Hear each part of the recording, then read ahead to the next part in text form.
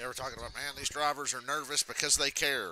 Why are you nervous? It's not about crowning the best driver anyway, so who cares if you make the playoffs and win a championship or not? Remember, guys, it's not about the best drivers, so who gives a shit?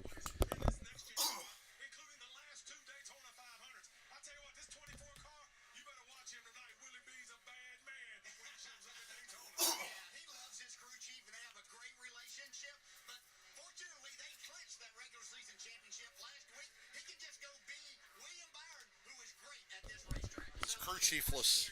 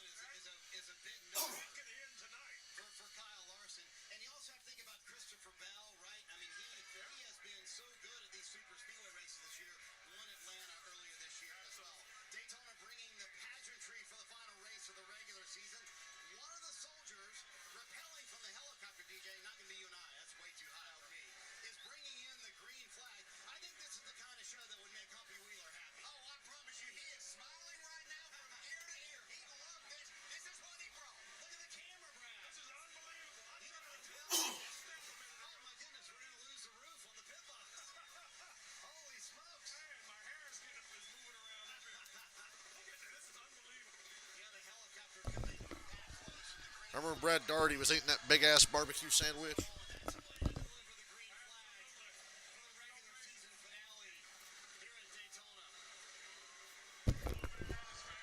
I was waiting for one of them to fuck up and fall Connor Zillett style.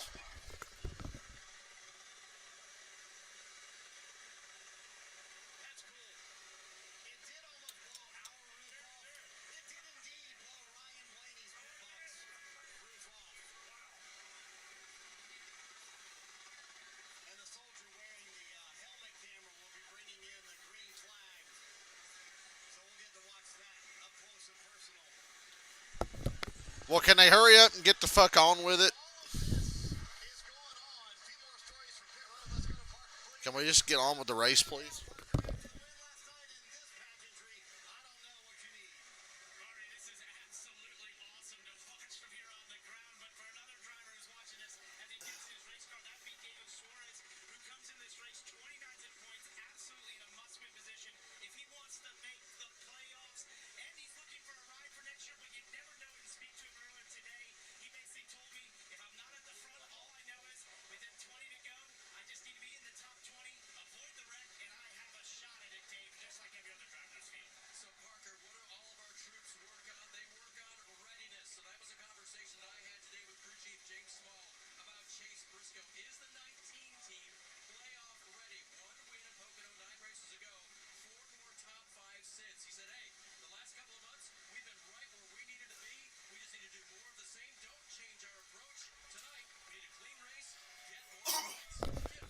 A clean race here?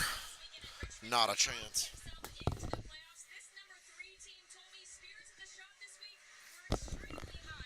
Oh my god. RCR at Richmond. It's become a yearly phenomenon. Average to mediocre everywhere but Richmond. And occasionally show up and almost win Daytona.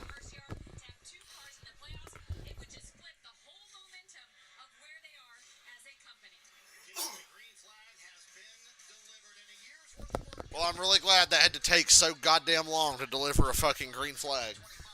Really cool. I'll be back. I'm thirsty and I got some Coke or a Pepsi Zero Sugar or cherry flavor.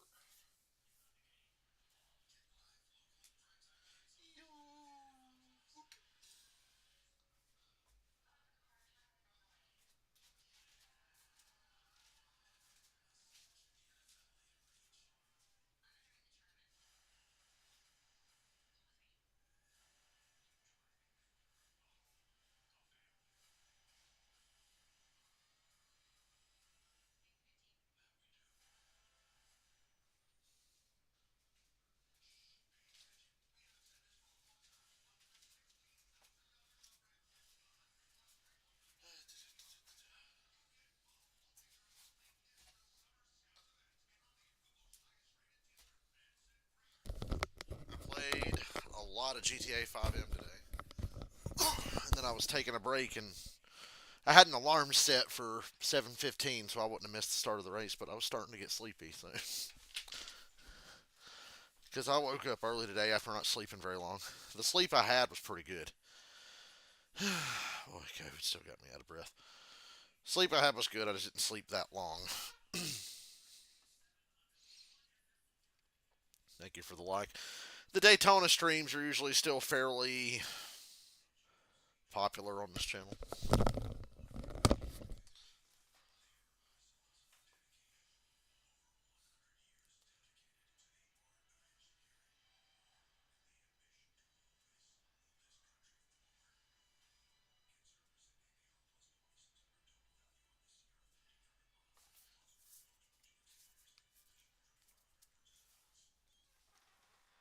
I got my little bit, my little EO. Hey, little EO.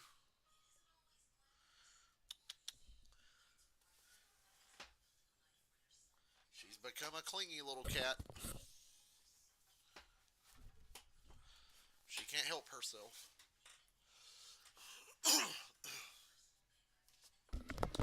I was tempted to make a race bet, but I'm just not invested enough to give enough of a shit to waste money on a race bet. So I'm not going to make any predictions or race bets for you. I'm just going to sit back and watch the race like the rest of you instead of prognosticating.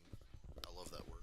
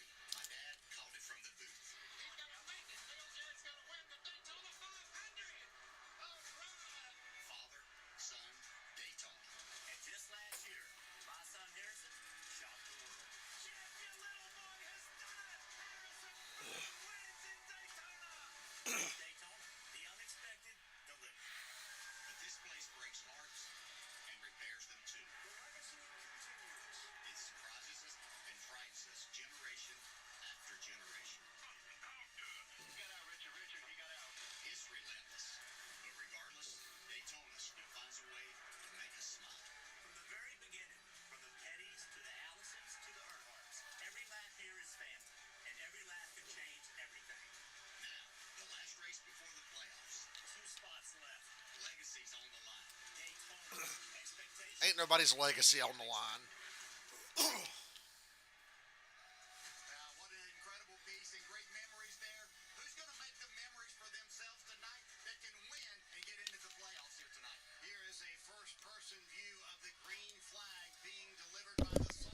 Oh my God, man. Get on with it.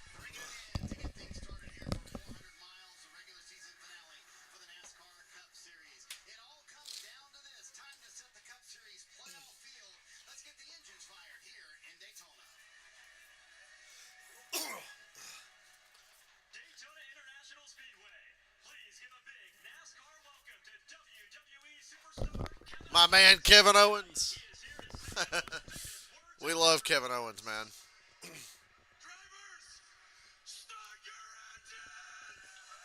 That is the Terry Funk of this generation of professional wrestling.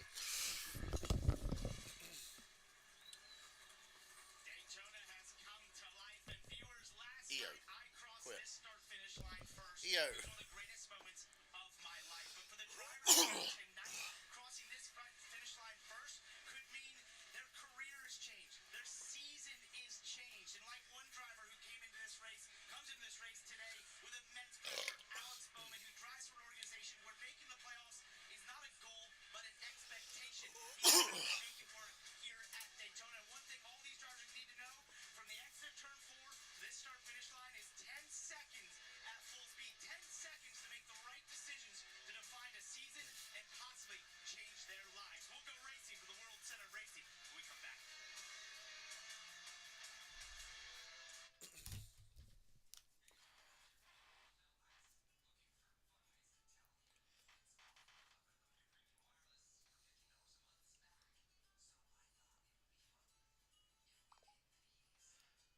Is the new Peacemaker song stuck in your head like it is mine and the dance routine?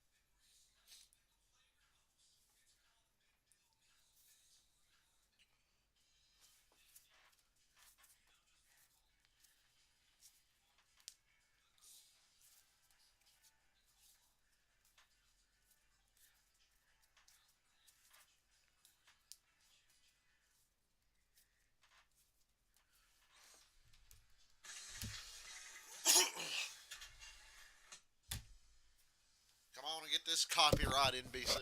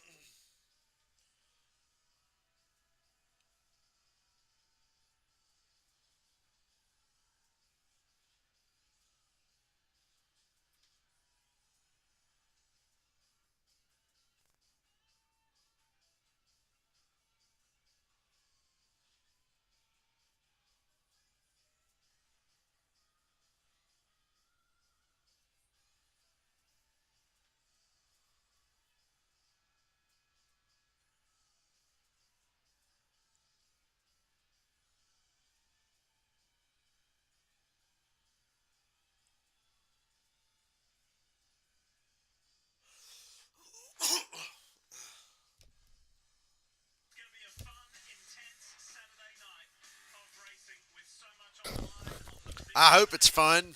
This shit really ain't been much fun lately. Last week was a good race though.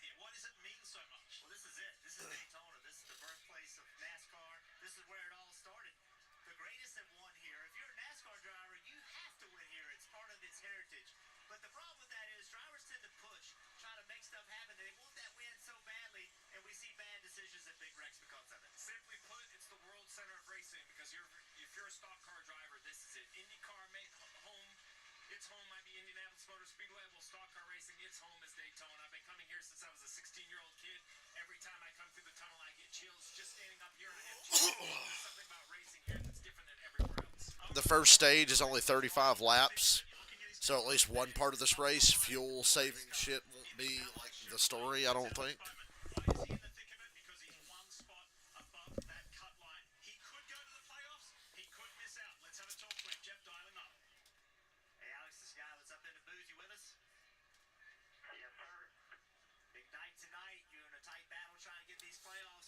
I just hope nobody gets hurt tonight.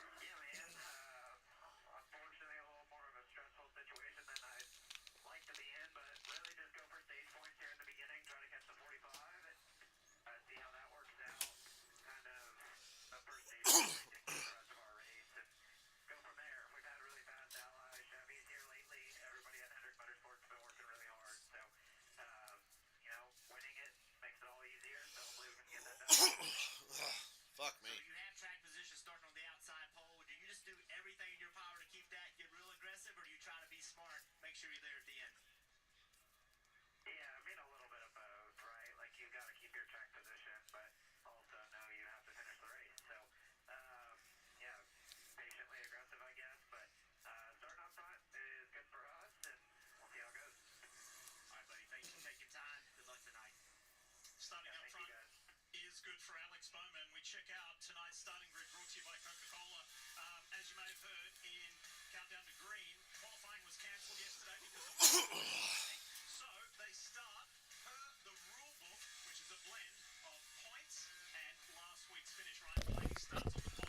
The track looks rough. I can't believe this place doesn't have more character in it.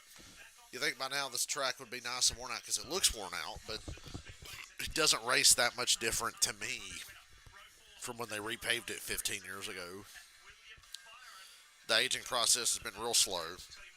You're just starting to be able to see a lot of difference in the track, but I don't know. Watching the races, you really don't know what it's like because they're not out of control with handling issues or anything like they used to be here.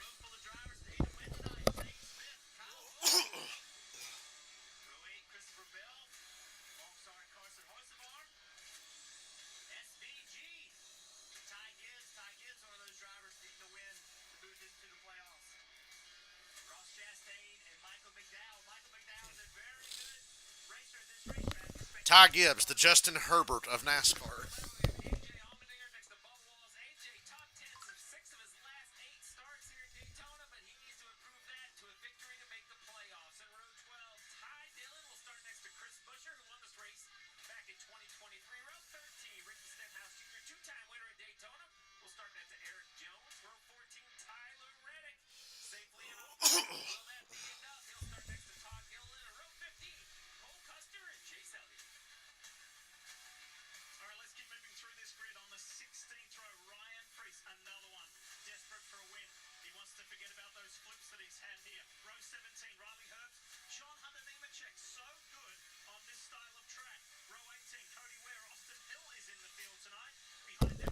Oh yeah, Austin Hill's in the field tonight. After blaming Junior Motorsports for him not being good enough to win last night and bitching that they helped Toyotas instead of him, and then plowing through Nick Sanchez on the final lap to crash more cars for the third race in a row for him. So wow, crazy.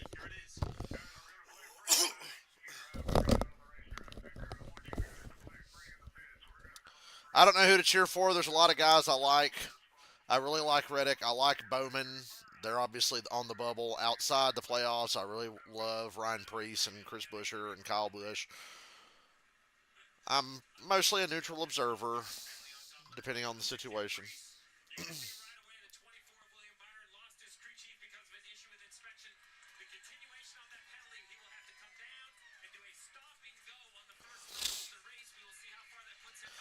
And oh yeah, William Byron's got to do a stop and go.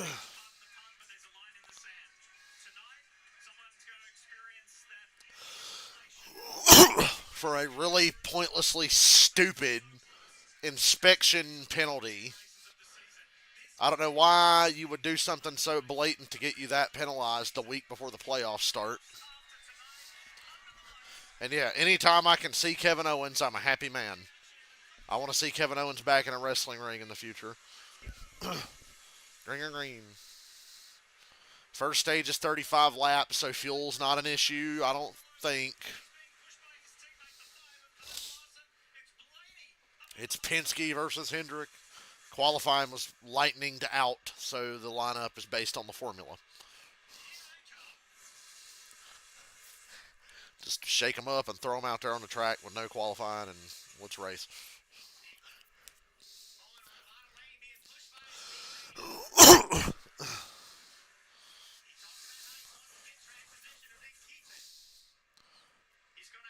Well, he got lucky with qualifying getting rained out.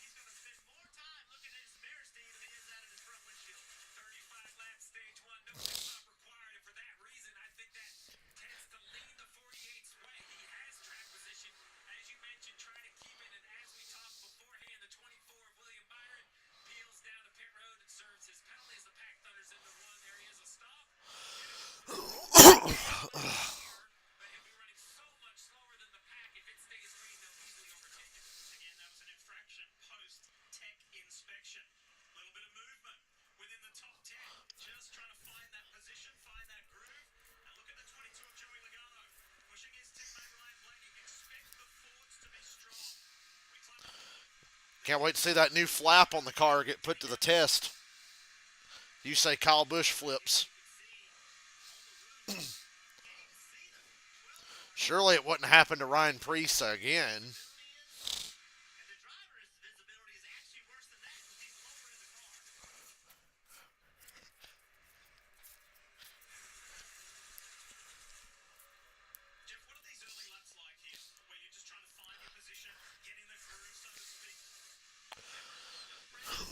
You know, the next race on NBC is going to be Talladega in October. There's not a lot of regular TV races this year between Fox and NBC. That's unfortunate.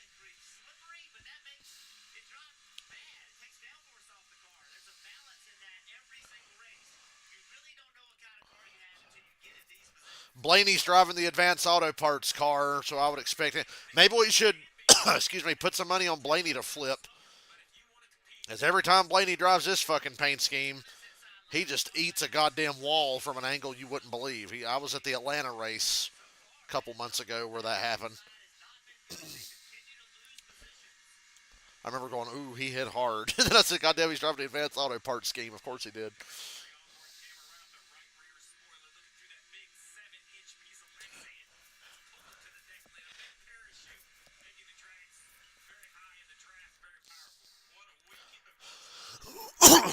Peaceful in the top six. We got a single file line out front. Blaney, Logano, Hamlin, Kozlowski, Suarez, and Kyle Busch. Good early run for Kyle Busch, 5 laps in.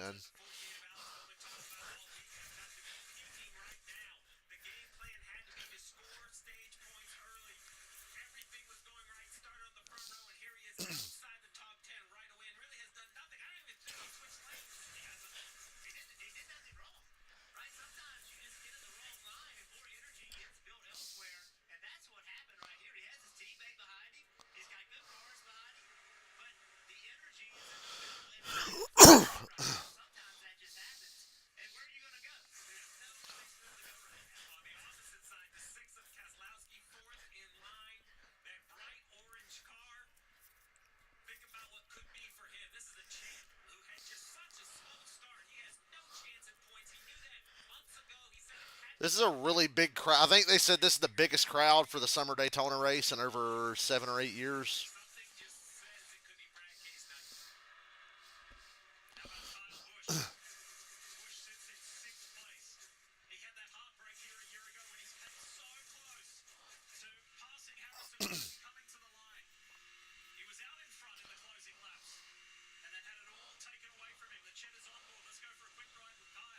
Kyle. I saw that the ratings for Richmond last Saturday were fucking abysmal. That's why we don't get Saturday races much anymore. We're permanently stuck on Sunday forever because Richmond last week was a really good race and the ratings were ass. Daytona will probably get a pretty good rating because it's on NBC and it's Daytona. And William Byron goes a lap down after his pass through penalty. Your regular season champion.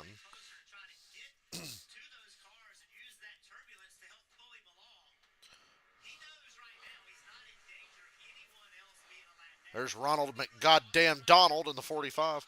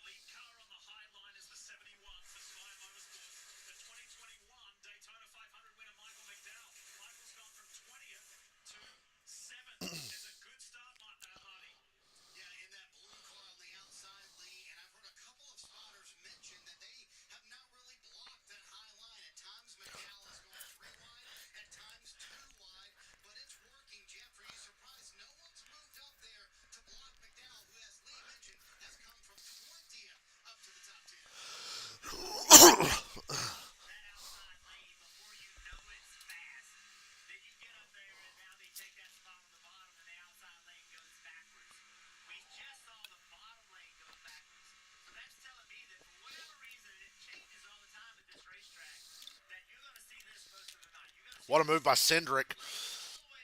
Cindric usually my go-to bet for super speedways. Wonder what the odds were on him. I didn't even look.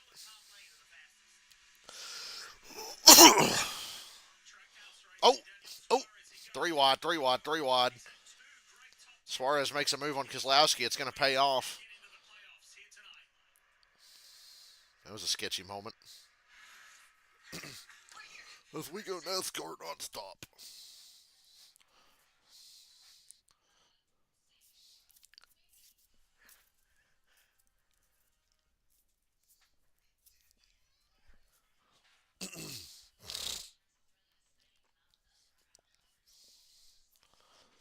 Can't wait till stage two and the fuel saving starts. You know how I can tell they're not fuel saving? Because they're not really able to run three wide a lot. So at least they're not fuel saving.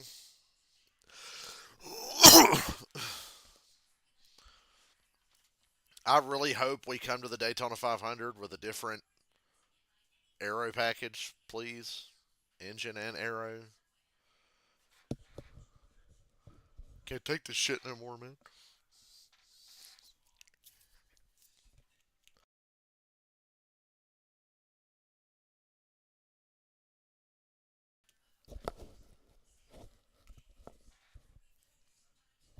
Ugh, my ears itching.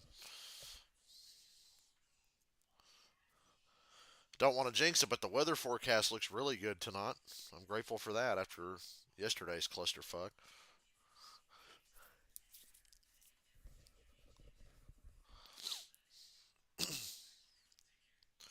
Everybody's two by two hugging each other up against the outside wall right now. But at least the cars are close together. Caution's out. The 66, Casey Mears. Yes, you heard that right. Casey Mears has a flat right side tire and hit the wall, it would appear. So we have a caution. Guys in the back come down pit road and top off. Save time on the next stop. We've run about 11 green flag laps here. Old Mears gang is back tonight. Ain't that great?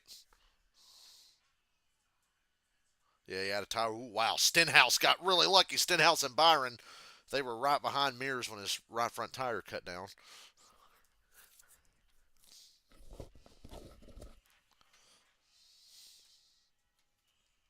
William Byron should get the free pass. I think he's the only car lap down. He was almost in the wreck.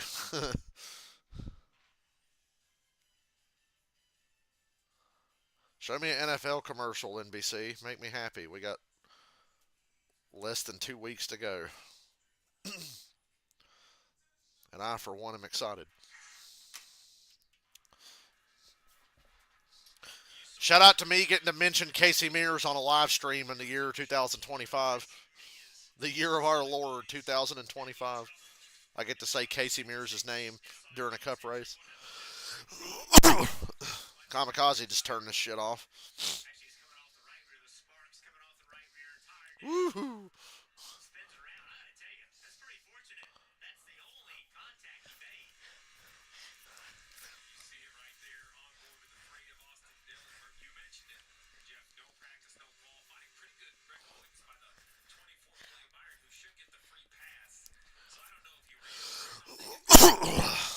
I'm gonna assume he ran over something, or it was a setup thing and the car was down low and just killing the tires. Excuse me. Shout out to the Bass Pro Shop Outpost.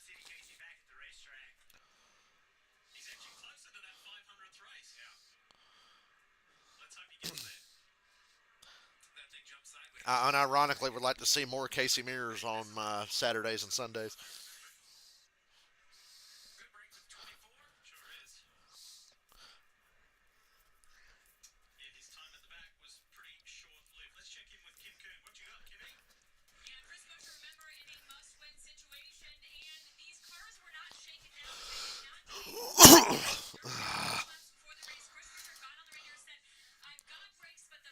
Oh yeah, that's another thing. No qualifying, no nothing. So we're going out here raw dogging it with cars that haven't been tested or shaken down.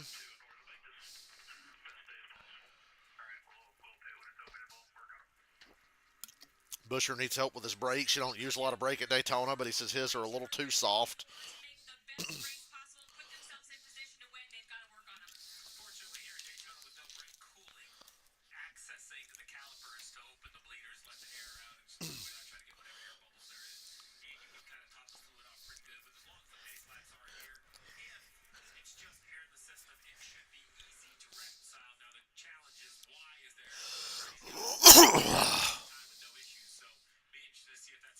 I would expect a lot of cars in the back to pit. Just keep putting gas in the car. Just keep putting gas in the car. It will pay off later on. That's just the way it is now.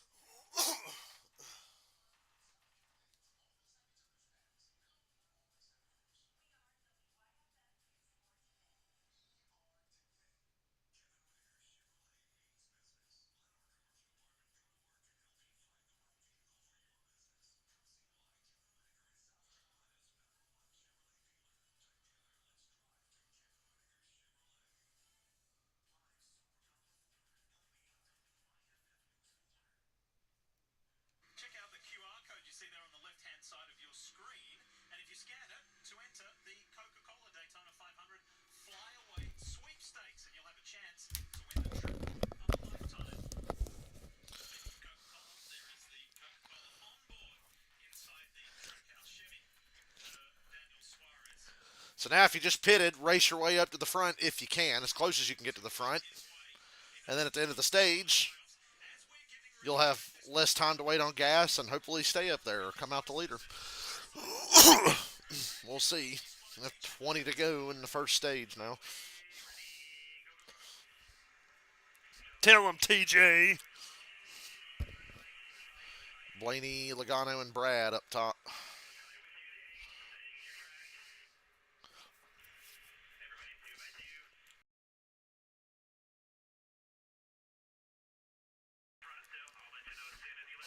We need a Cody Ware win. Cody Ware winning is what I want because then they would fucking change the playoff format, wouldn't they? That would probably be the thing to get him to change it, right? Cody Ware winning. Harrison Burton was pushing it, but it ain't like Cody Ware. At least Harrison Burton has like won NASCAR races. He's a good Xfinity Series driver. Cody Ware fucks up and wins, and oh, he's in the playoffs. Like, Jesus Christ, dude. Surely that would change something. Also, if they go to their 3-race championship format next year, Talladega would be one of the final 3 races. That's kind of fucked. Excuse me. That Pepsi Zero cherry flavors kicking back. Excuse me.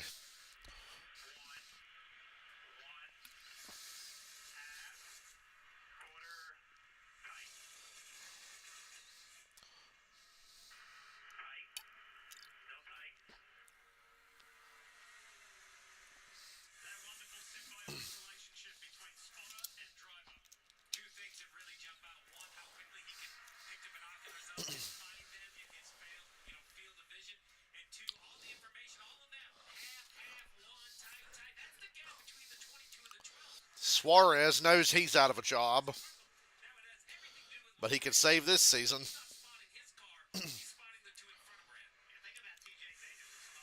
His only other real chance to win this year that I can really remember was Vegas. That was like the one time he was super ultra competitive and he lost the race to Josh Berry.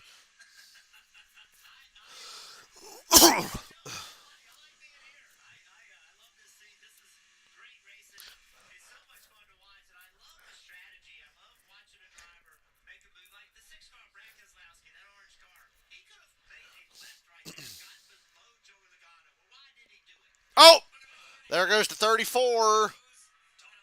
And that's Tyler Reddick. Oh, no. Heavy nose damage on Reddick's car. Oh, no. It ain't firing. Oh, no. Alex Bowman was 29 points behind Reddick coming into this. Neither of them are in the top 10 at the moment. Obviously, Reddick's wrecked and backing down pit road. Maybe it's not as bad as I thought at first.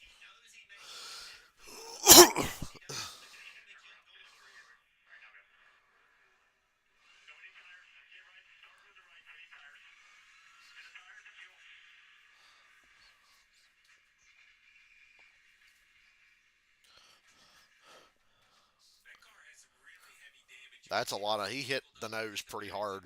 It's hard to fuck these cars up because they're so sturdy and don't bend, but that was a hard hit on the nose.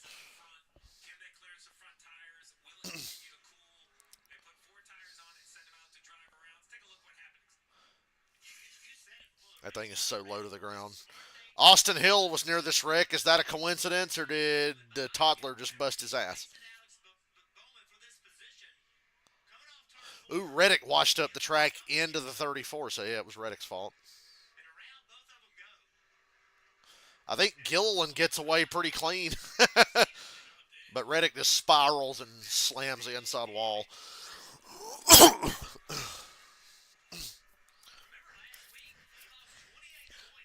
NASCAR's like, yeah, drama.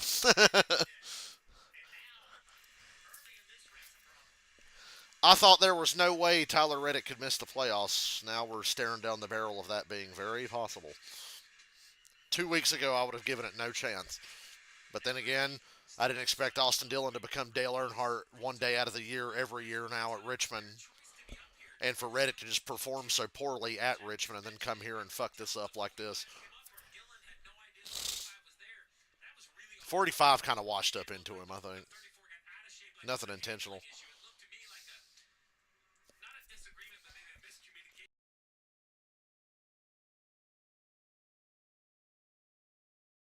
Maybe 34 was coming down a little bit. I think it's a little bit of both.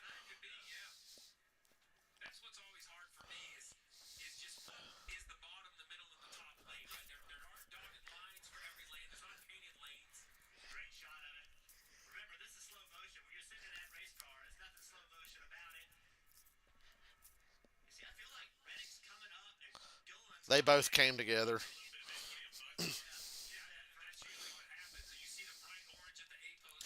Bowman, we got to hustle and get these stage points, brother. If you leapfrog Reddick, it doesn't matter if there's a new winner.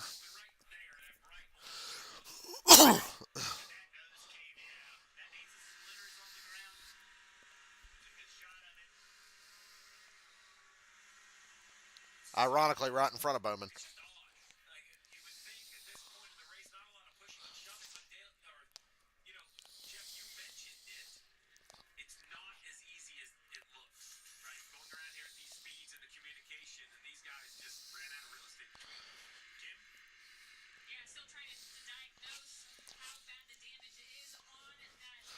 It's pretty bad, but these cars are so hard to judge until you really get up under them and look at them.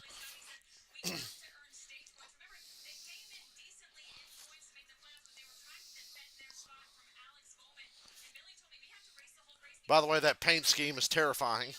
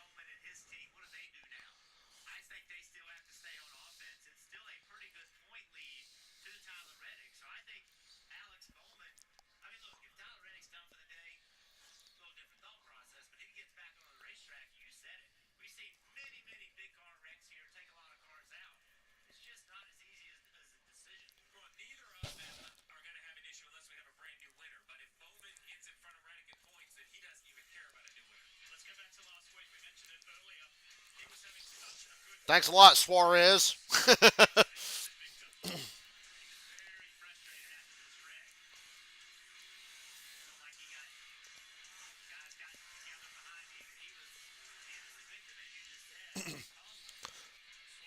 Chama Casino. Chama Casino is the blah, blah, blah, blah, blah, blah.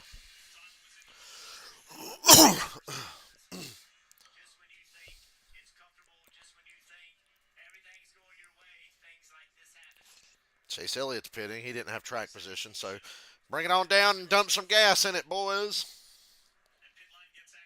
Hell, change your tires here and then just do fuel only at the end of the stage.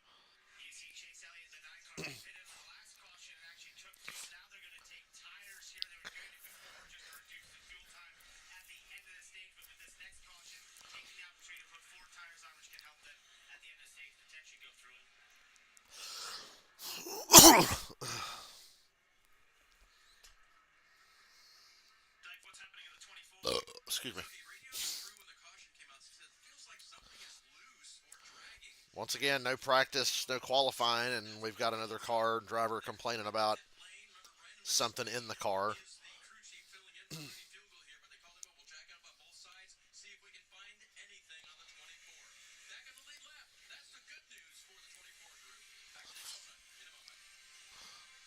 Hey, Ozzy.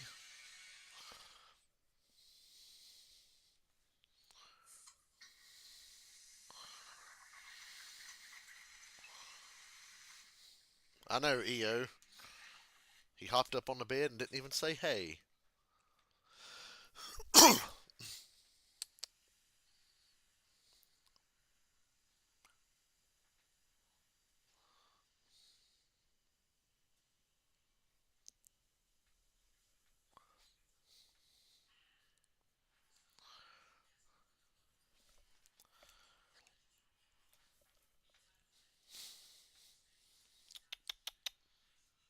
EO.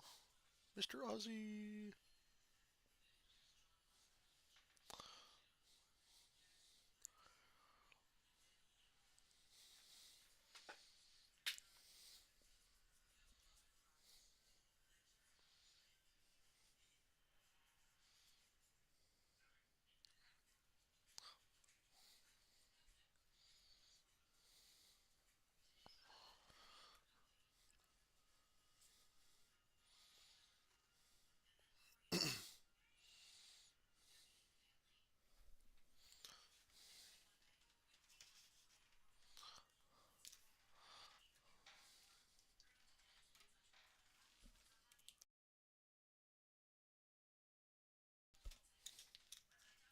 It's a compelling race. I am compelled so far.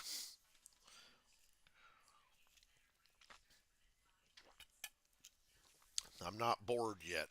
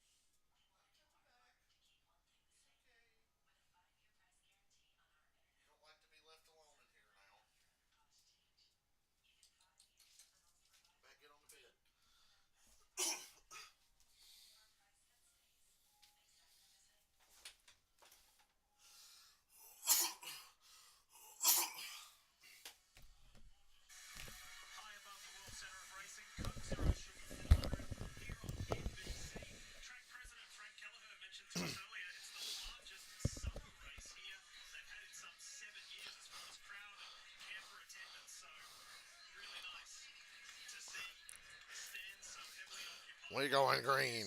12 to go in stage one. We've had two cautions for wrecks. We have implications because Tyler Reddick had major damage. Alex Bowman's currently only 17th, but he needs to run hard here and get up in this top 10 and get some bonus points. And Bubba Wallace takes the lead. Oh boy.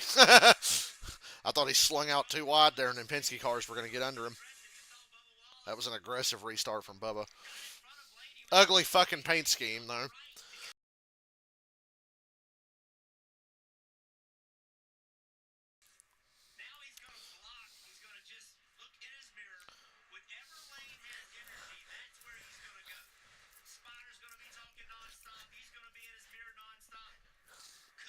Kyle Busch and Daniel Suarez on the bottom.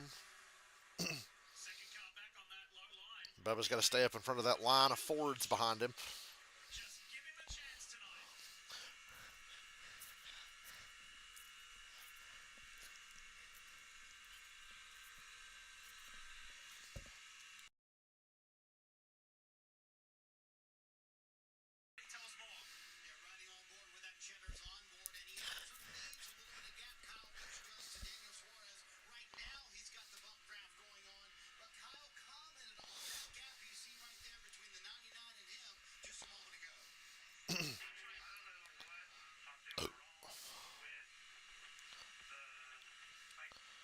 Crazy three wide move by Hocevar on his own teammate. He put McDowell three wide in the middle. Now somehow Logano's three wide in the middle. Pulls ahead now. Single file, four running cars there.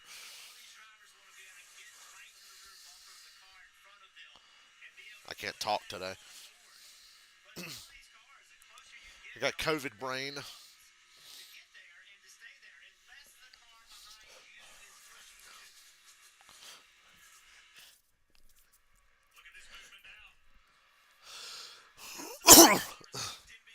Oh yeah, don't forget, host of ours got to win to make the playoffs. You think he ain't gonna do something stupid if he gets the chance?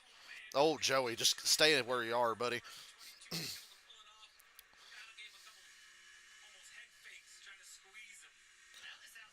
Woo! Shot from Keselowski to McDowell.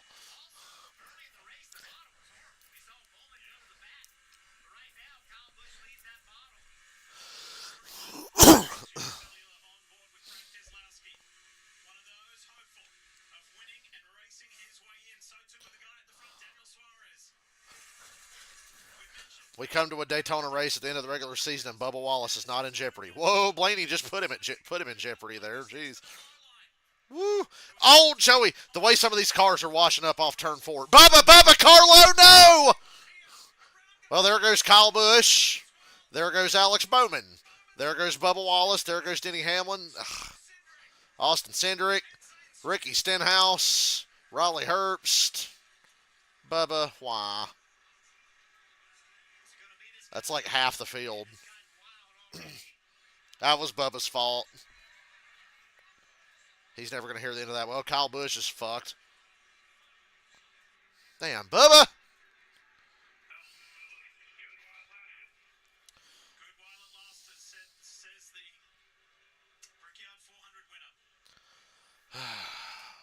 It's such a disappointing wreck there.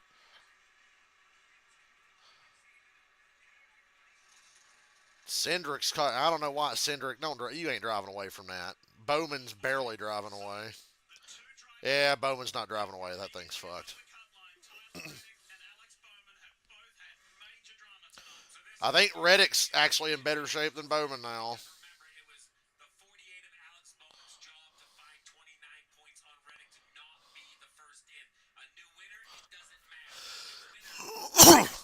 Bowman desperately trying to limp this thing around.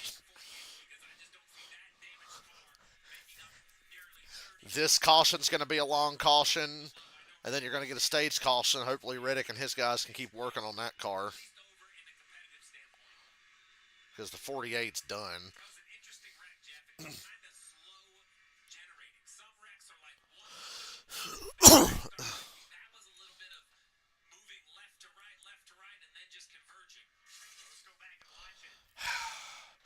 I was making note of how these cars come up off turn four and just want to push up the racetrack, and Joey does right there. But then Bubba just fucking comes down, hooks across Joey into Kyle Busch.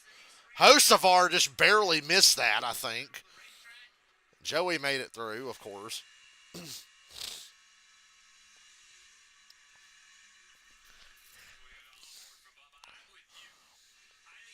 Bam, right into Cindric.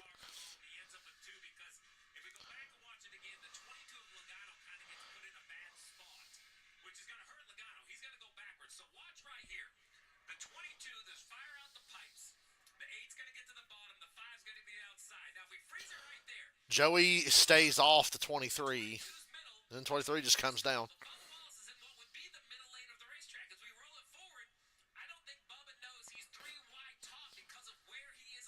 He got kind of a bump from Larson, but then just turned across.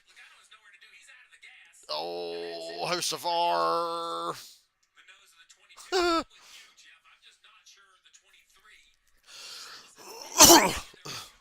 Well, at least, well, I don't know what the damage is on Ricky. Yeah, Ricky hit pretty hard. I don't want to rule anybody out till I know their shit's junk because it is Daytona. At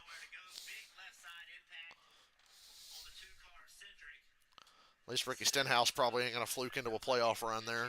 Now I said it.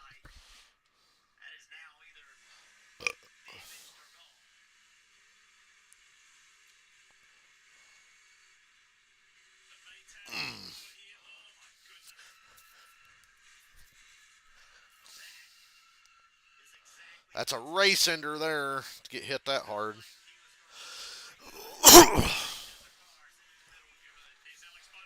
Bubba's never going to hear the end of that one.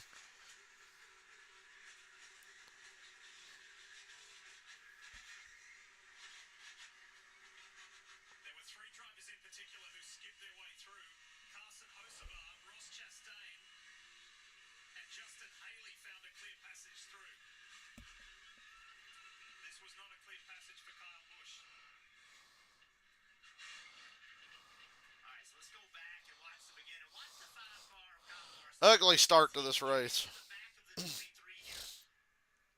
I think Larson does give Bubba a nudge. Yeah, a little bit.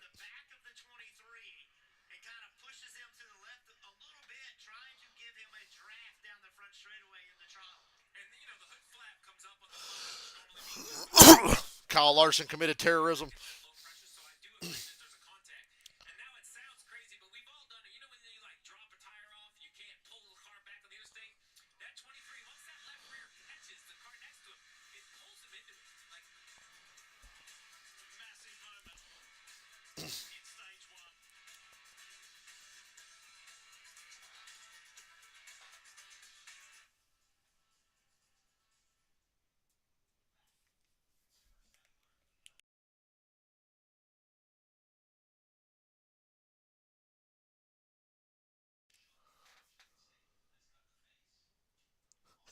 And then I see a post from an hour ago. Is tonight the night, Kyle Busch fans? No, it's not.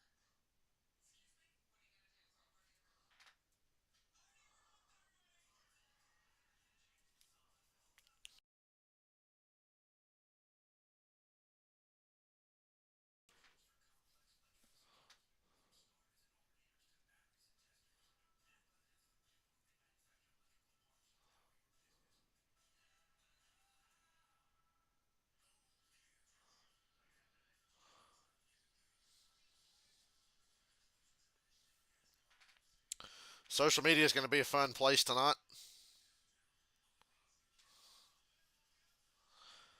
because they're all going to blame Bubba for that wreck. I see we've red flagged the race because we got to finish a stage under fucking green. So, excuse me. But welcome. I didn't watch a single goddamn preseason game this time. Not a single one. Okay, I watched the first half of the Hall of Fame game. That's the only preseason game I've even watched a clip of.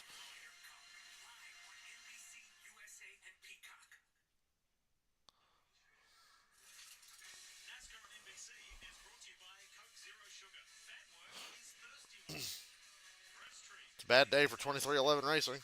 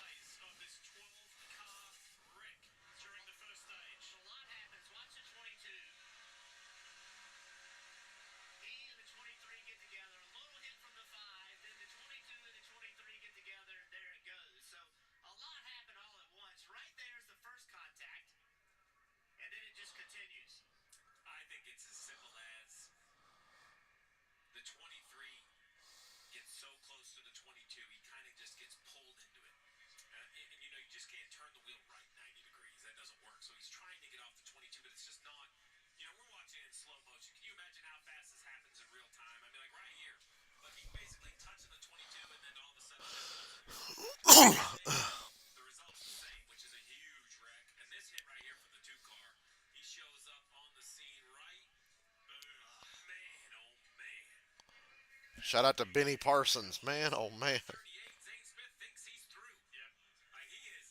EO, quit. You just walk up and grab my headset, don't you?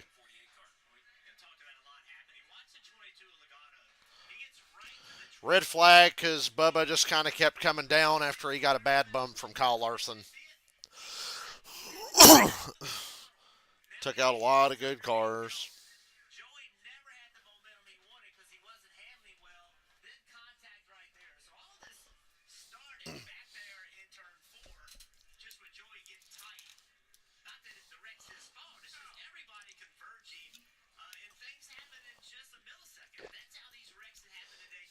So on the playoff bubble, Reddick was in a crash earlier, still running. The 48 just got junked in this one though.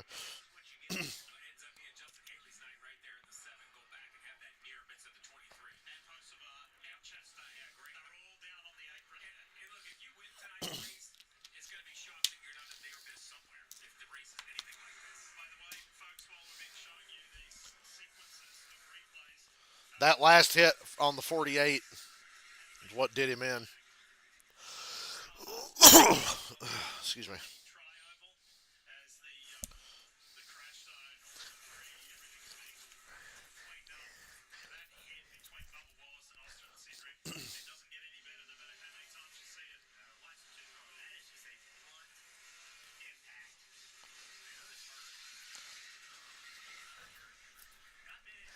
Noah Gregson said, "What a wreck in the year 2025. I want to be in it. I want to be in it."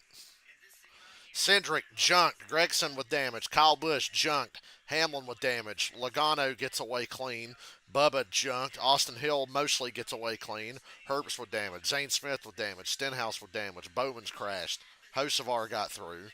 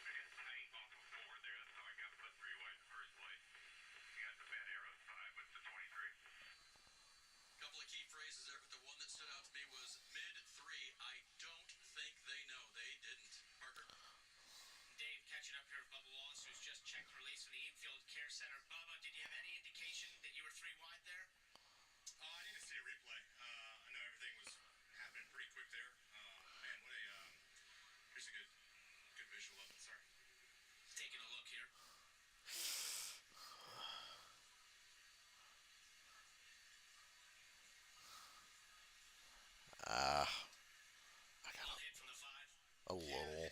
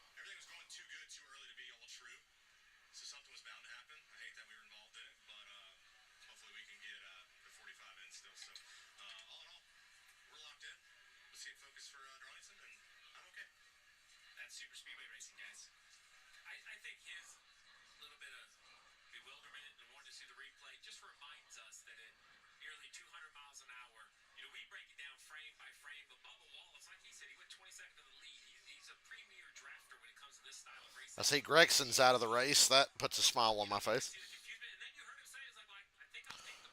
Another failure of a season for Noah Gregson.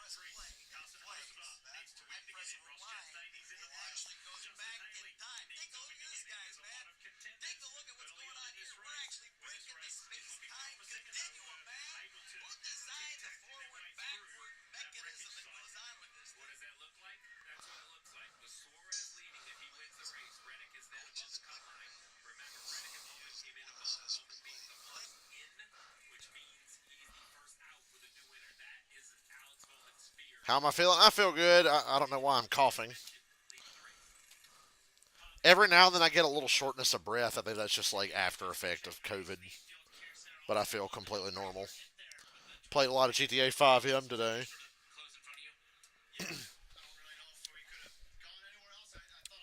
Let's take stock of who we got left in this motherfucker. A lot of good cars still left. Few in the garage.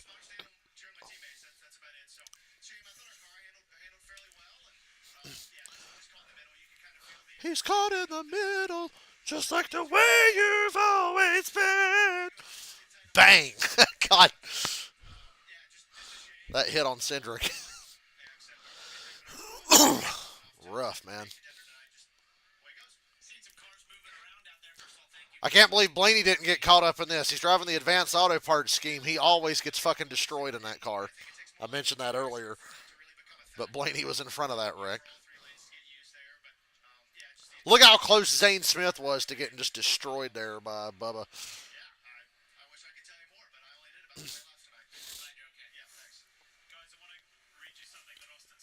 Oh, well, he got took out anyway, but I forgot 38 actually got hooked towards the end of the wreck after missing Bubba the first time.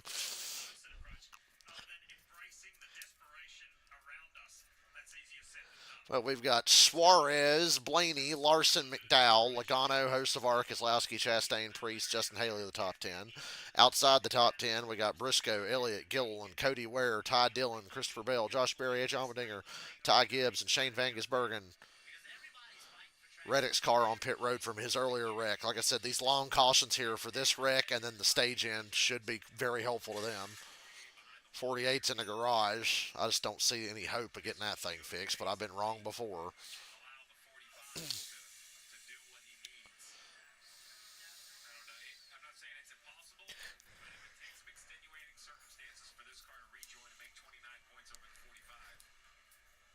It ain't happening for the 48. Bowman's got to hope that we get a repeat winner. If we get a repeat winner, Bowman's in. If we get a new winner, he's definitely out.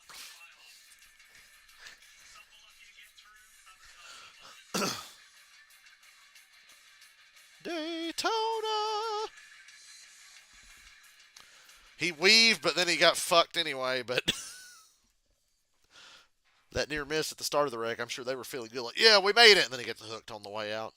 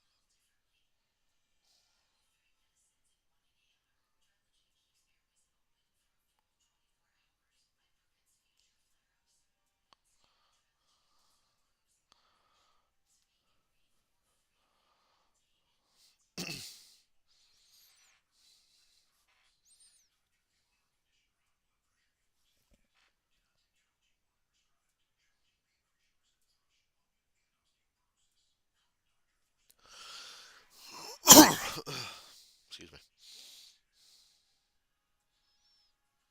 I'm very excited for the season opener. We're less than 2 weeks away.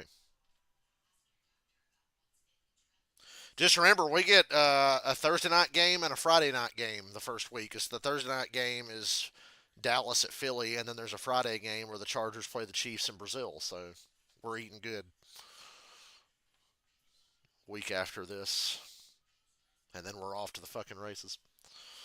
It's sad that I can't stream it anymore, but there's just no demand for it, and it's very mentally taxing to hop on a stream and just have nobody to talk to. So I'm not streaming any football stuff till the playoffs. I will do the playoffs.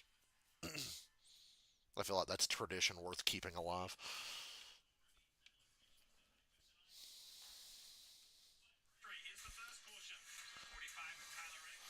I would love to stream football. There's just no demand for it on this channel anymore. The first year or two I did it, it was pretty good, but now there's just no demand.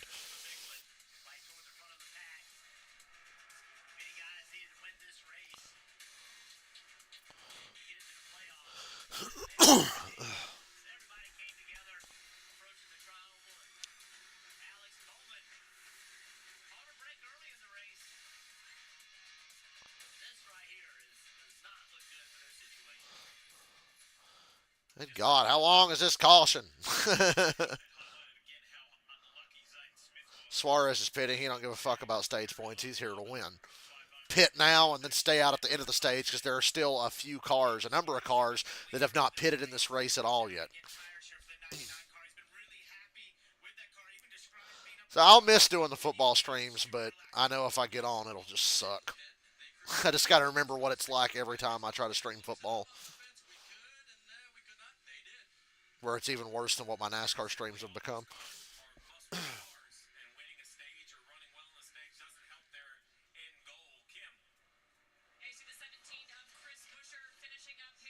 Is Austin Hill going to throw a temper tantrum because Brusher accidentally blocked him out of his pit box there for a couple of seconds?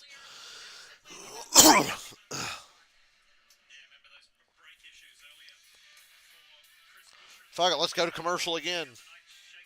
Congrats to Kligerman. Yeah, the record book will not say congrats to Kligerman, but we all know he won that race.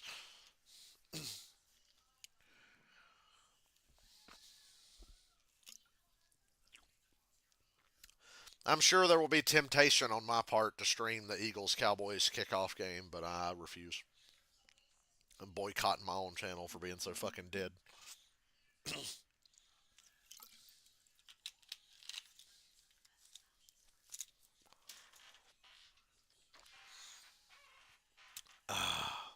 There's a Cowboys Eagles commercial.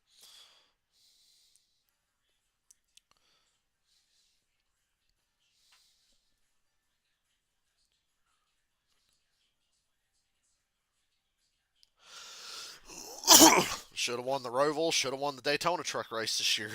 Got DQ'd from that.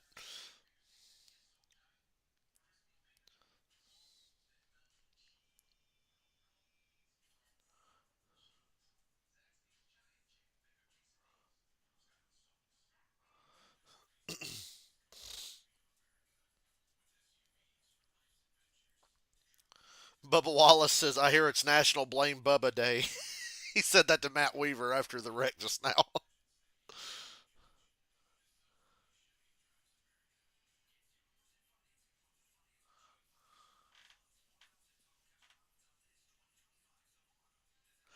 Kevin Stefanski confirms that Shadur Sanders was healthy, but he made a decision to not let Shadur Sanders run a 2 minute drill to close the game.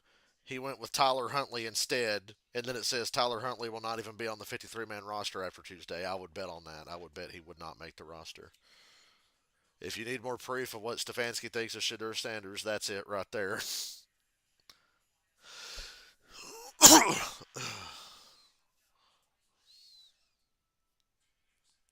Then again, the fact that Shador played like garbage today and the Browns offense could do nothing, maybe they were like, let's give the other guy a shot.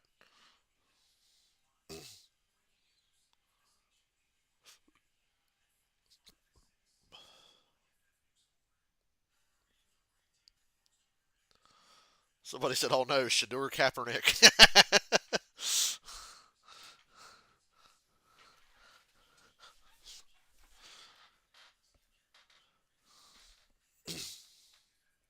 I'd feel bad for Shador if he wasn't such a fucking twat. An unproven twat. I hope he does well. I'm not like everybody rooting against him, but I still think he's a fucking twat and I don't feel sorry for him. If he makes it good, it proves a lot of stupid people wrong. If he don't, well, he kind of brings it on himself, doesn't he? Joe Flacco is the Cleveland Browns quarterback going forward for now. Guarantee that will not last the whole season. Deshaun Watson lost his job to Joe Flacco, man. Two to go for stage one. What other retardation can happen here? We got McDowell on the front row with Blaney. A lot of cars on different fuel strategies to go into stage two. There were cars that pitted just now that'll stay out. There's cars that haven't pitted at all yet. There's cars that pitted earlier but then stayed out here to gain track position to go fight for points.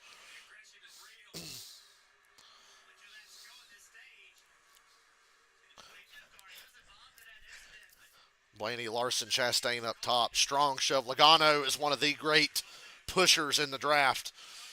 By himself there, keeping McDowell up here in the hunt. But all that line on the outside's pretty strong right now. There's just more cars closer together on the outside. Blaney knows it. Chase Elliott bizarrely goes three wide, one to go. A lot of speedy dry there.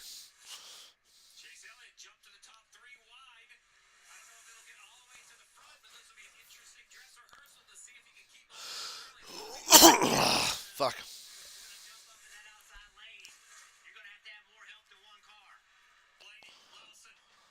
Blaney and Lawson. Ooh, Blaney goes to the bottom in front of McDowell. He saw a shove coming from Logano to McDowell. These cars are sketchy when they start pushing and shoving because the rear bumpers and the front bumpers don't match up. I think Larson's going to get this here. I could be wrong.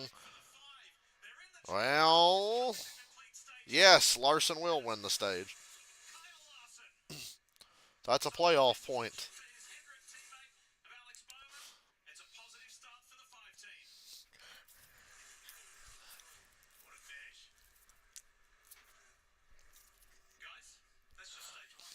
Yeah, that was 35 laps, guys. And we've been here for over an hour.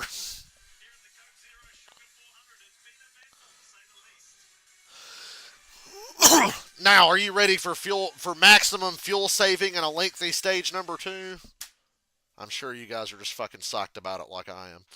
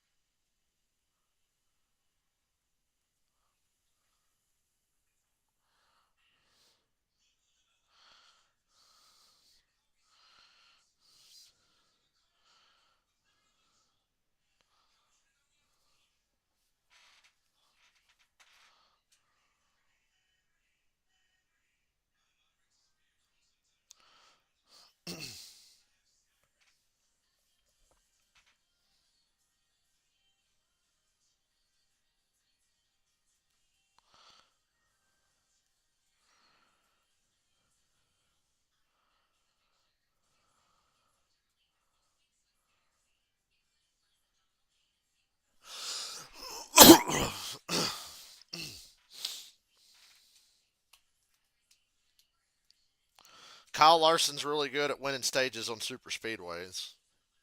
He ain't won a race yet, but today could be the day. Oh my God, this guy says his local NBC affiliate in Daytona Beach is not showing the race. They're showing the Bills Bucks preseason game in Daytona Beach.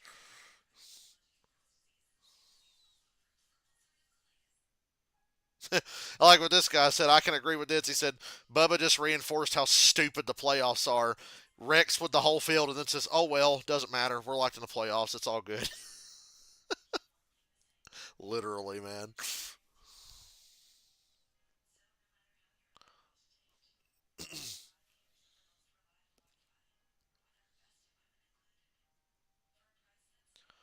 Cody Ware going to go win this thing tonight.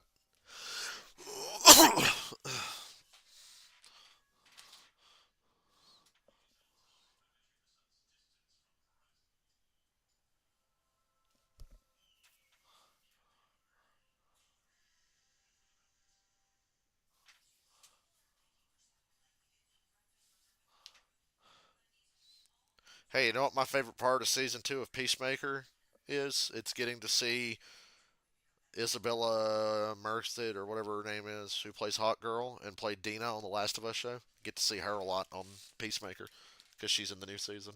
Hooray! There's a lot to simp about watching Peacemaker. Jennifer Holland's hot. Isabella's fucking hot. John Cena's hot. No.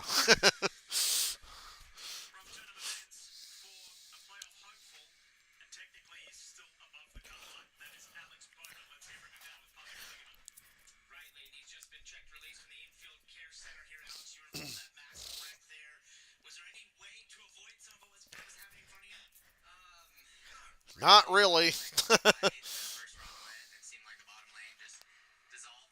You'd rather watch an F1 race with dirty air than watch this fuel mileage shit you're about to see for the next 60 fucking laps in stage two. I appreciate the stage length of stage one. Stage one was only 35 laps, so you didn't need gas to get through stage one. Cautions fell, and guys at the back started pitting anyway, which sets you up for later as far as gas saving and stuff goes. But at least they were able to race it out in stage one because it was only 35 laps. But now for the rest of the night, these stages are longer than the fuel window. So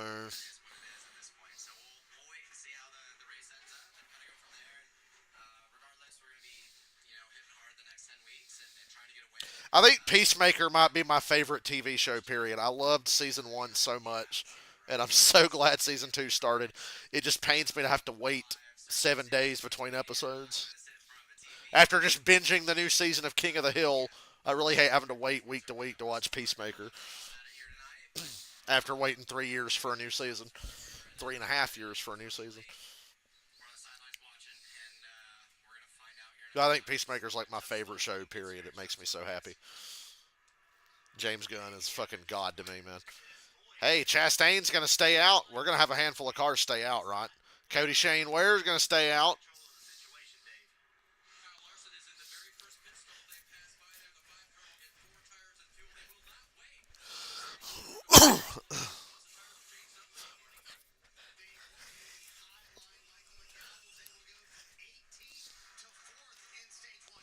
I loved Loki. Loki was really good. Thank you for reminding me how much I love the Loki show. I've still never watched The Boys. I should watch it. That's a show that's probably like right up my alley. Them Marvel Disney Plus shows, a lot of them have been fantastic. Loki, WandaVision, Falcon and Winter Soldier, Hawkeye was good. I still ain't watched fucking Daredevil. Connie's Polly now. Well, before Connie starts dating Bobby again, she's telling him about, oh, she's in a E&M, ethical non-monogamy relationship, and Bobby just kind of like mocks it, rightfully so. Because I don't give a fuck what anybody says. Oh, polyamorous. Yeah, you're just a fucking slut or a man whore. Like, just grow the fuck up. Don't be in a relationship and fuck everybody you want. Don't sit there and say, oh, we're in a relationship, but we can fuck other people. Like, Bobby's face when Connie explains to him what it is literally my face every time somebody tells me they're in a fucking E&M relationship or something. The fucking face Bobby gives her, it was a total Hank Hill face. He's just like, what the fuck? Oh, polyamory. I'm not shaming it. You can do whatever you want, but I'm just saying I'm aware of how stupid it is, and I just love how people get all defensive about it because they know it's fucking retarded.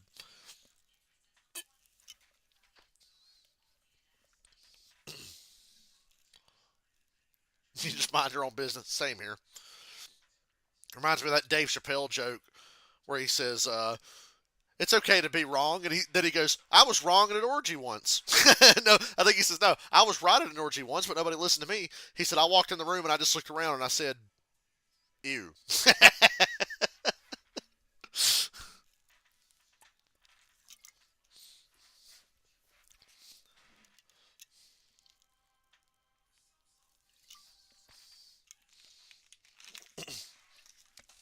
He said, "I was the only guy in the room that had the courage to say it."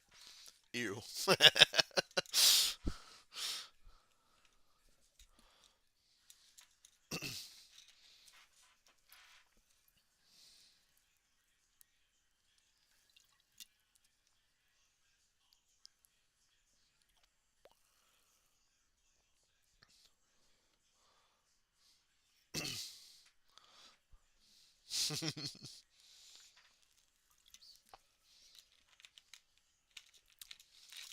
So I said yesterday, if you guys didn't hear, I'm like 95% sure we're not going to Darlington this coming week. So for the first time in a few years, we'll get a Southern 500 live stream. First time in over 4 years, you'll get me streaming during the Southern 500 because I guess I'm not going to Darlington. I kind of don't want to go anyway, but I'm sure the day the race rolls around, I'll be like, man, it'd be nice to go to the race today, but it's not happening.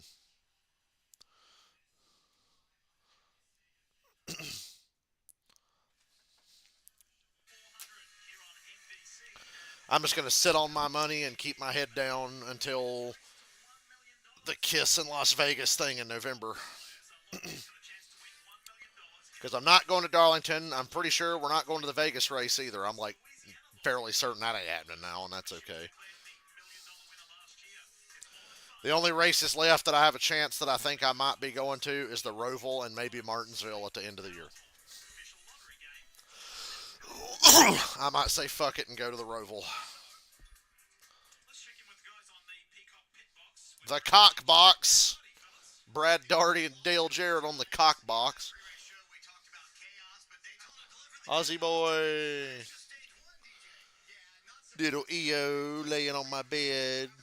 She's so happy to see Mr. Ozzy when he comes in. Little EO. You the little bit. You the cutest little cat. You got such a funny little face. Okay, Ozzy, I'll pet you too. You and EO both like to get lived on now.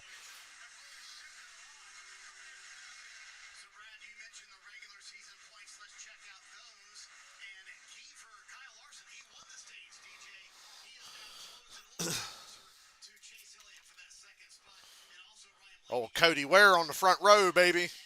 He's going to make history tonight.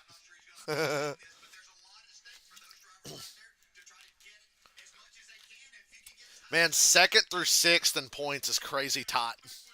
And yes, there are playoff points for top 10 points finishes.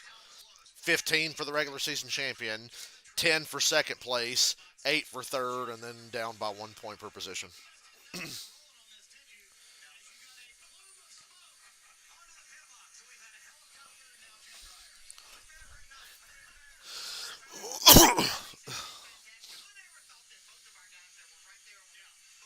Brad Daugherty's in a pretty good mood for somebody who watched his car get junked a little while ago.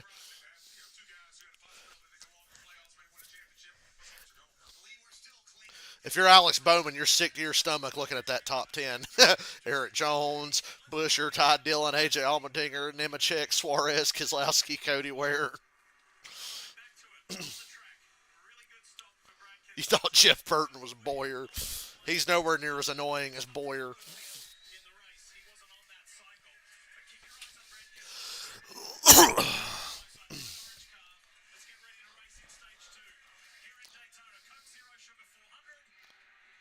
Go, Cody Ware! Break the system! So they finally fucking break down and change it. I think he'd be the straw that breaks the camel's back if Cody Ware was to win this thing. So we've got 53, 54 laps to go in stage two. Uh,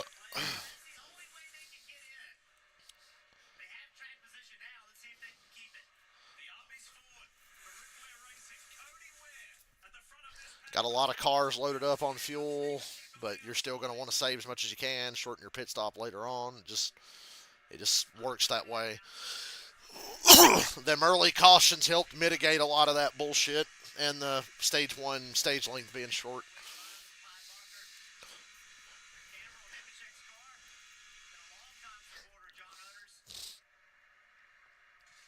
John Hunter Nemechek has shown flashes this year of a guy that can show up and win a race possibly every now and then. Good God, if Austin Dillon can dominate Richmond, I truly believe in the ability of someone like John Hunter Nemechek, who was a much more accomplished race car driver than Austin Dillon.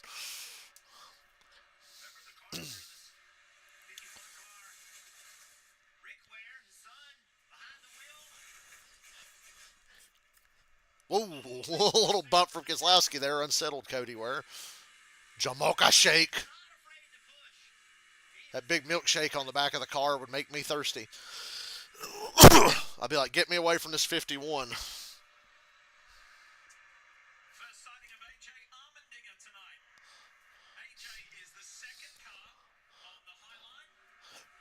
AJ Allmendinger, underrated super speedway racer, AJ Allmendinger. Kaulig Racing is going to have 5 trucks next year. Where does Kaulig get this money? They're getting support from Dodge. They're going to be a Dodge team in trucks next year and have 5 trucks. Too bad I won't be watching like 90% of all truck races, but good for them. Hey, there's Cole Custer, the guy who ruined the Daytona 500 this year. There he is, up here to try to ruin another race and another season by getting himself in the playoffs. Man, them cars are unstable coming up off the bottom, off turn four.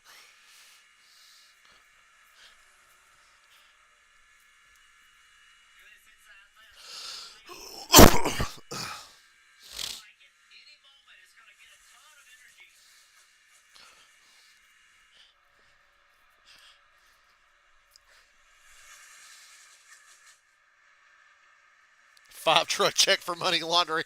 Any day now, they're going to get raided by the FBI and Colleague's going to get shut down. Sell their charters to pay for their fucking legal fees.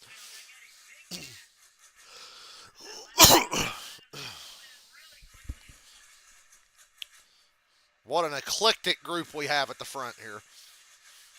Woo! What, turn four, man. Exit of turn four tonight. Scaring me every time.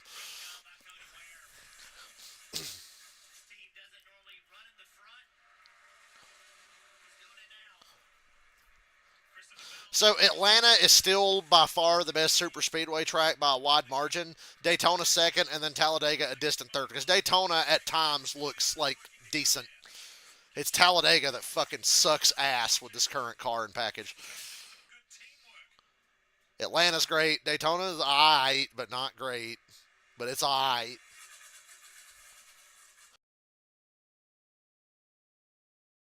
Talladega's straight garbage. How they make more money despite being ass, I don't know.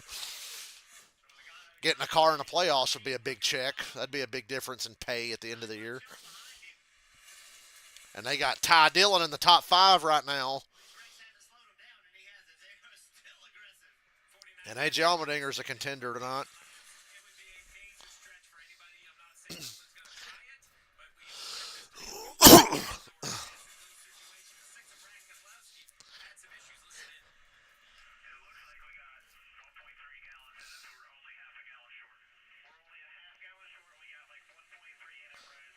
Don't lead the race, Brad. They didn't get the car full, so don't lead the race. Try to run in line.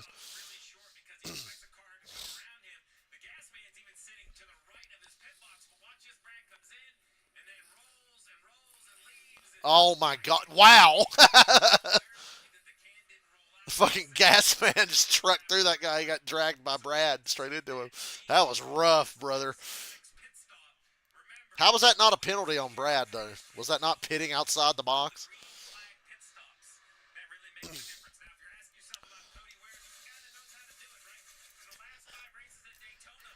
Cody Ware gets good finishes in the summer race at Daytona. That is not unusual. Him and Ty Dillon they've just figured the summer Daytona race out, man.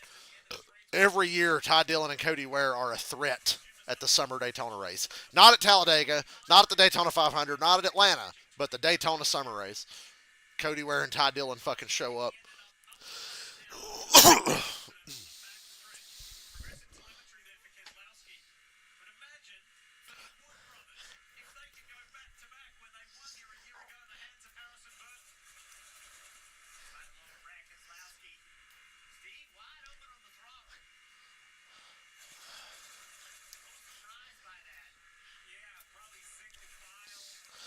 Single file makes it a little harder to save gas, even if you're not the leader. So I see Brad's being put in kind of a bad spot. He's running second right now.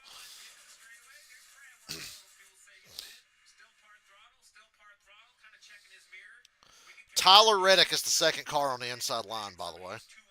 With as hard as he hit the wall earlier.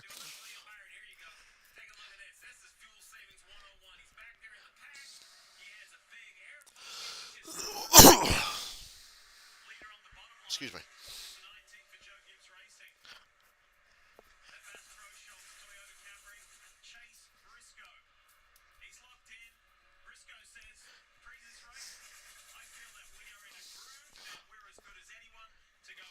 I think Reddick, they've got that car fixed up to where he's good enough in the draft to run well. Not got a car probably capable of winning, but he can get in the pack and run. And now he's the leader of the inside line, so I would expect that inside line to really struggle now.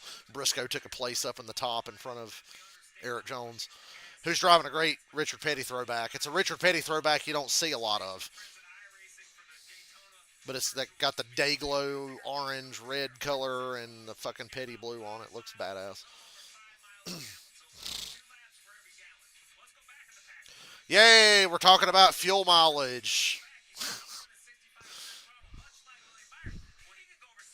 Yippee. Tell me more about fuel mileage. It's so goddamn exciting. I've always loved the occasional dramatic fuel mileage finish at a place like Michigan or Pocono, but goddamn, dude, Daytona, Talladega, Iowa. Iowa was a fucking fuel mileage race.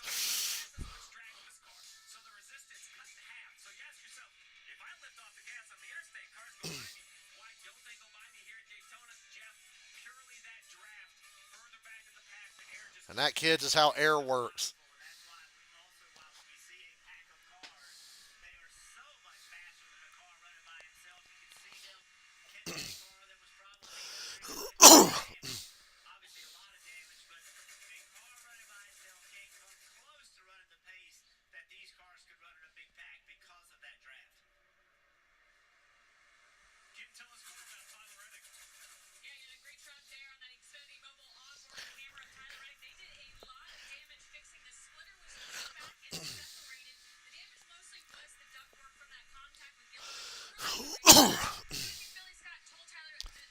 Have I tried the new McDonald's shake? No, I have not. They need to bring back the Grimace shake because that thing was the bomb. The Grimace birthday shake. That needs to be an annual thing. I only ever got to taste like two of them, and it was delicious. Tasted like fruity pebbles in milkshake form.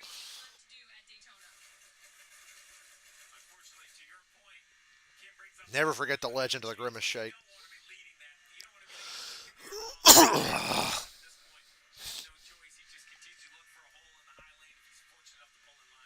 Cody, where's dog walking them?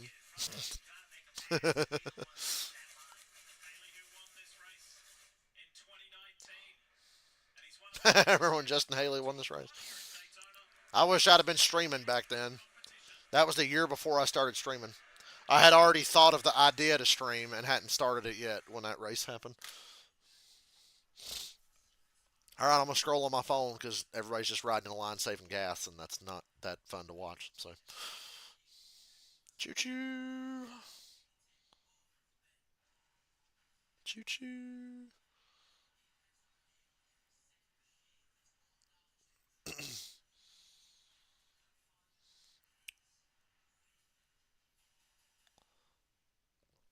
At least Reddick's not gonna miss the playoffs now. Bowman's the one that's got to worry about getting knocked out by a new winner.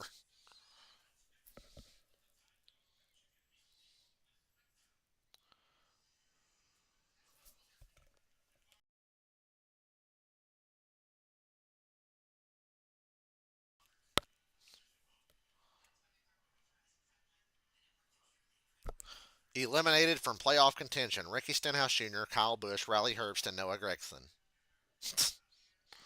Lol.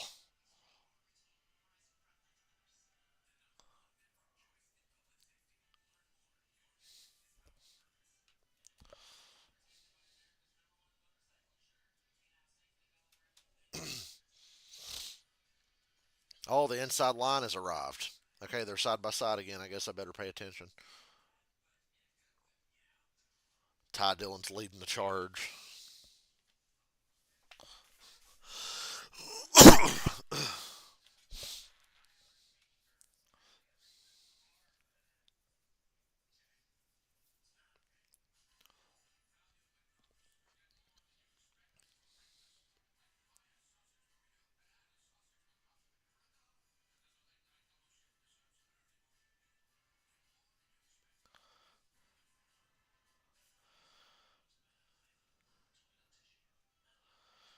Strong surge on the bottom with Ty Dillon, Justin Haley, and Michael McDowell. Ty Dillon is the leader. Him and Haley can clear up in front if they want.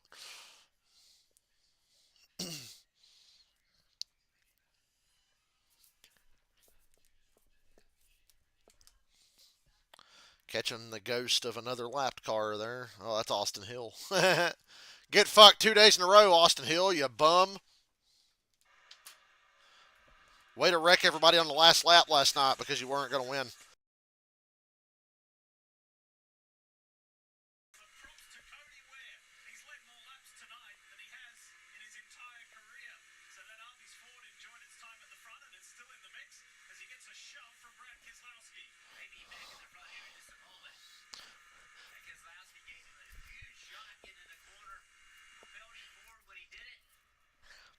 Ty Dillon, pick a lane, brother.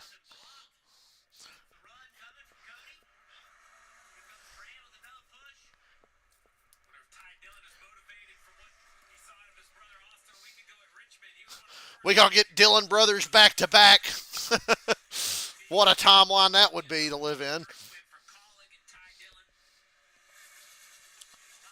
Austin Dillon turns into Dale Earnhardt one day a year in Richmond, Virginia, and then his brother wins the next week. If he'd have won that $1 million and then wins this race, what a fucking generational season for such a mid driver.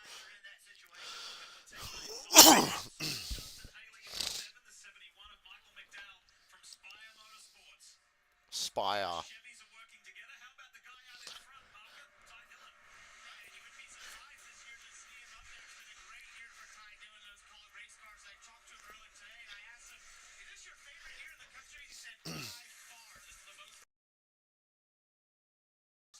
This is the most we've ever talked about Ty Dillon during a NASCAR Cup Series season. So I see why he's happy. This man's never had his name said more times in 1 year than we've said his name this year.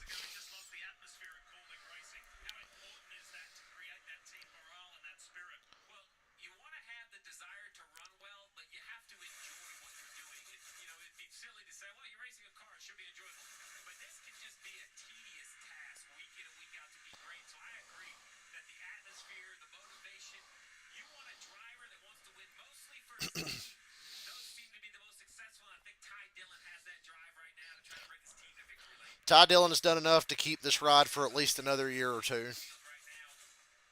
I have no problem admitting that.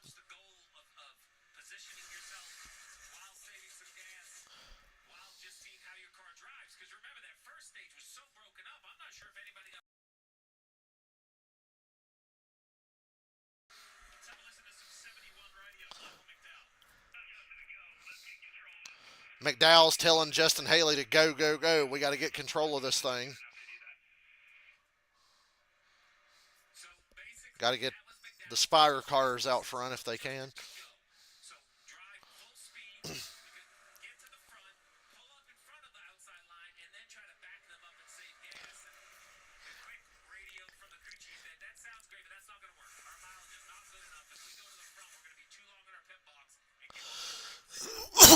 Yeah, McDowell wants to race, and they told him we can't do that because we got to worry about saving gas here and make our pit stop shorter later. Ain't that fucking fun? Isn't that fun? Mr. Incredible.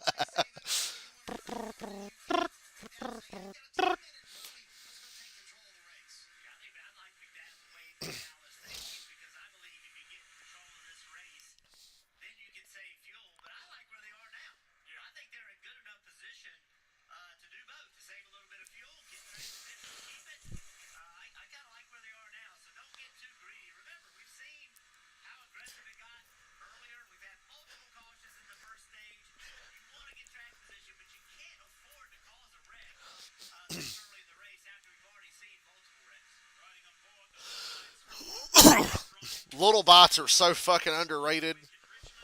You go, Priest. Way to represent Little Bots because that shit's fucking delicious. Even though they only give you like four of them in a fucking bag, you get the Little Bot bags of muffins and you get like four little tiny muffins and a lot of air.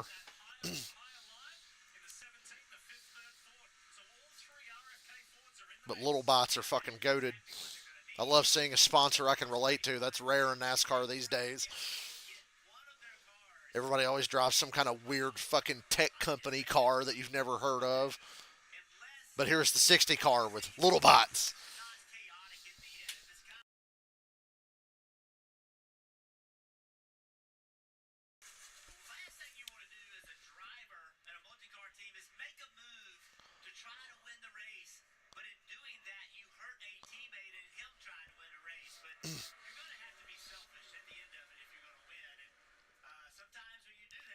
Ty Dillon still dog walking them.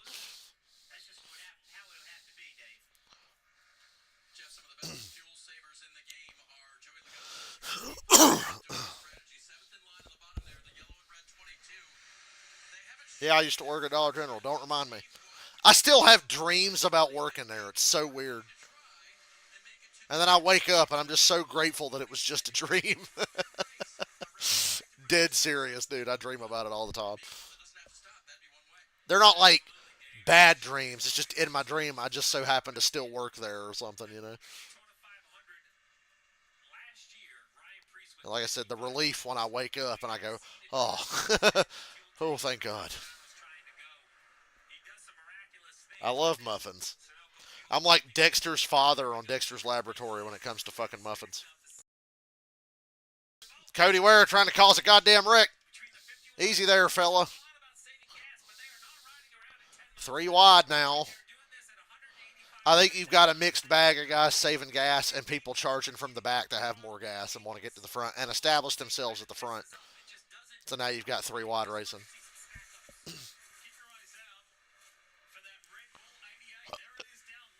Shane Van Gisbergen still running.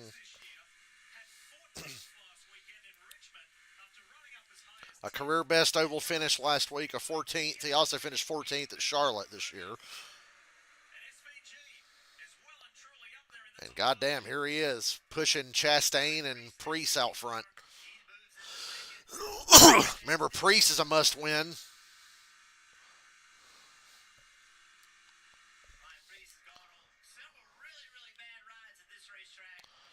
Priest in position at Daytona again to take another flip and test the new flap we put on the car.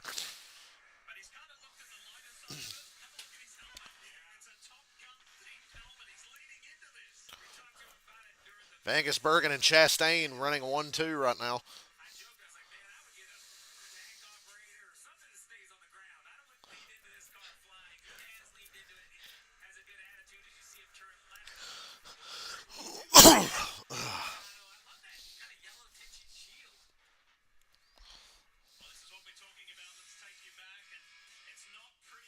Ain't nothing better than a goddamn blueberry muffin.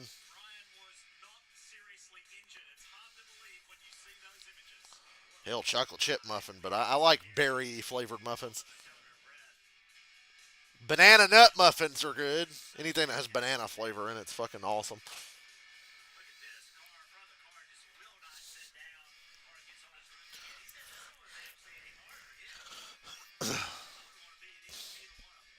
Yeah, I'd like to not be in a airborne race car if I can avoid it.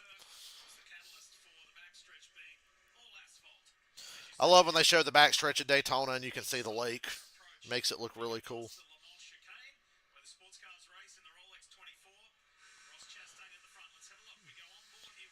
Hey NASCAR, I dare you to bring back the Daytona road course.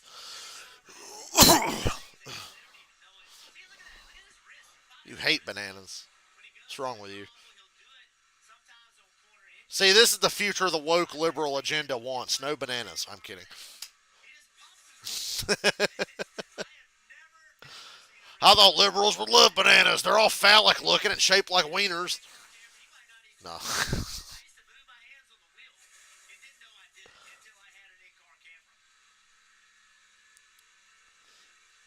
Shane Van Gisbergen is leading at Daytona. What a beautiful sight.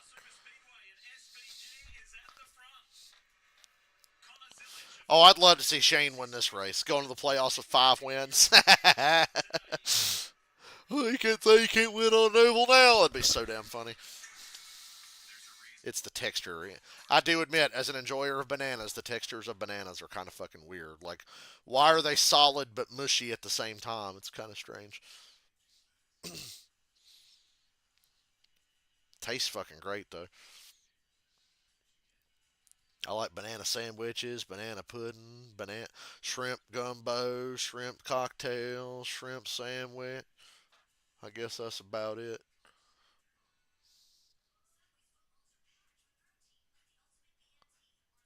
Bananas could almost make anything better.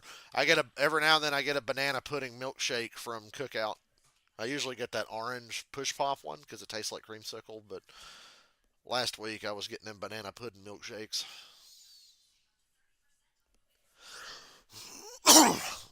Chick-fil-A had a good banana pudding milkshake for a while. They don't have it anymore, I don't think. Everybody point and laugh as they lap Austin Hill again. Really unfortunate they're running three wide right now and got to go around him.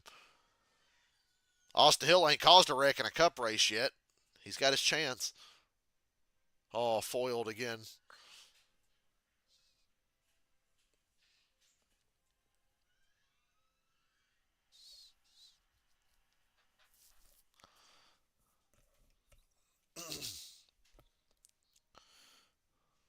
Michael McDowell is leading now.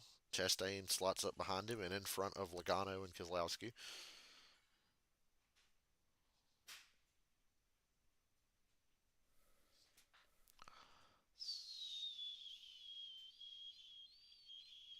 Ooh, we almost had a wreck there. Where Vangus Bergen and Cody Ware were at.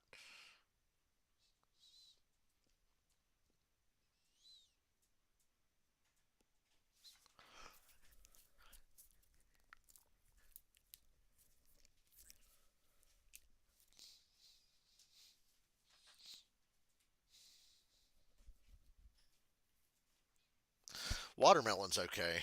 I would not eat a watermelon milkshake. Cookout has a watermelon milkshake, and not for me.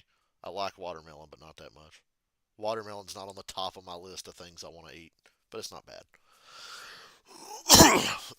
Yuki's just trying to break the stereotype. He's like, I don't like watermelon. I got a question. I never understood why fried chicken was looked at as like a stereotype for black people. Who the fuck doesn't like chicken? Like, we love chicken. Everybody loves chicken. Why is that a stereotype? Like, if you don't eat chicken or fried chicken, you're kind of fucking stupid. Never understood why that became a stereotype.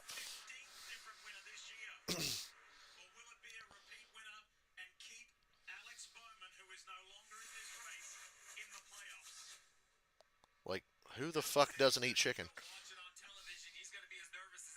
You don't like grape sodas, you're beating all the allegations. Once again, who doesn't like grape soda? Grape soda's fucking great. I don't drink sodas anymore, but sometimes I think about how much I like grape soda. Orange soda's fucking bomb as fuck too. I love that shit.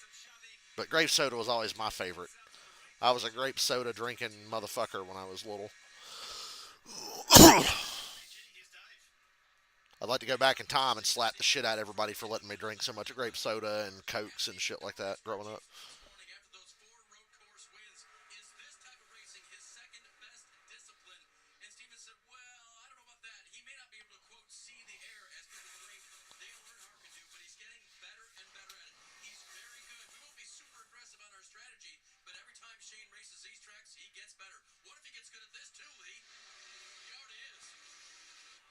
Shane's a pretty good little drafter, I think. Yeah, but vegans are objectively fucking stupid. I'm sorry if you. And I've got a dear friend who's fucking vegan, but I don't understand why somebody would choose to be vegan unless they just were allergic to like meat or something. I don't know.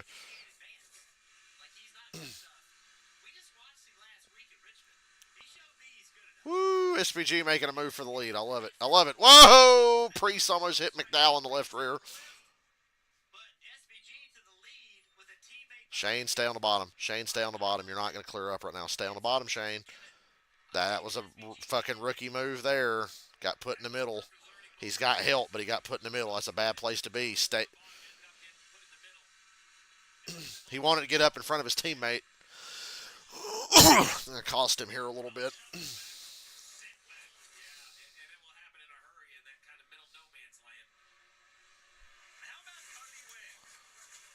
I like Tom Grossi, but why the fuck would you choose to be vegan?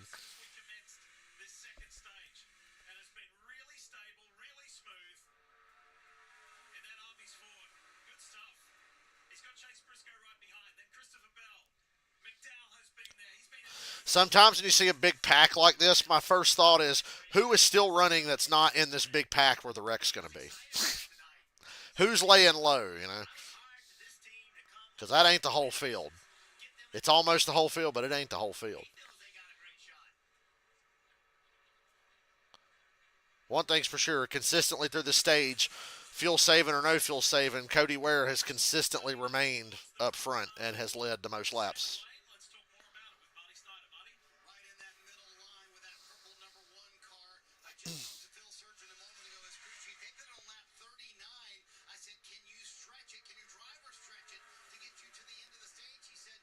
No, you're going to have to pit before the end of this. Logano with a great move to get the lead there. Went from three wide up top down to the bottom in front of Cody Ware. They're looking at Blaney at the tail end. What did I say? Pay attention to the guys at the tail end that aren't running in this big clusterfuck that's waiting to happen up here. And Blaney's back there. He knows he's driving that advanced auto parts paint scheme. He knows he's probably going to get wrecked if he runs up there.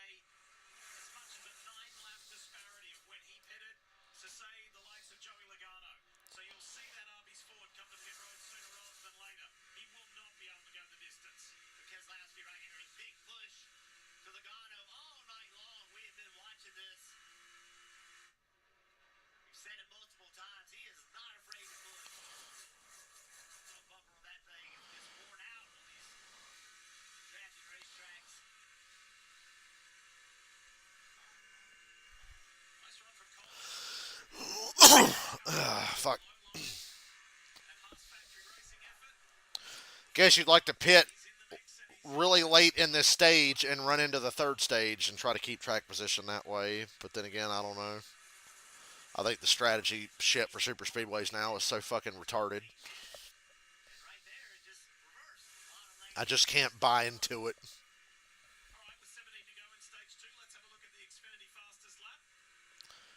H. Allmendinger's got the fastest lap of the race by over 3 tenths. Briscoe and Bell now take the lead. Cody Ware, three wide, shuffled in the middle. Help is on the way, but it's a little ways back, Cody. And they don't look like they want to help you too much, but Ross really ain't got nowhere to go. So see you later, Cody Ware. It was fun while it lasted. Now we've got Cole Custer, once again, the man who ruined the Daytona 500 this year and cost me money. My two race bets were running 1-2 on the bottom on the back stretch on the final lap, and he just comes down and crashes Denny Hamlin into both of my race bets and, you know, takes my money away. Remember, I had Corey LaJoy and Austin Cindric in that race. But undercutting hurts you later. You want to pit later on, I feel like. I mean, the undercut could help you in the short run because you'd have to wait on less gas than everybody else. And here you go. Here's the fucking undercut, right on cue. But only four cars. It's Spire. Well, Cody Ware tagged along for some reason. It's two Kala cars, a Spire car, and Cody Ware.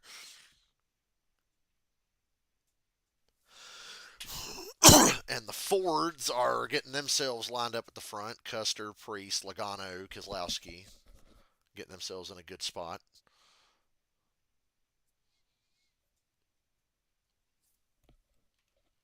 We are past halfway, thank God.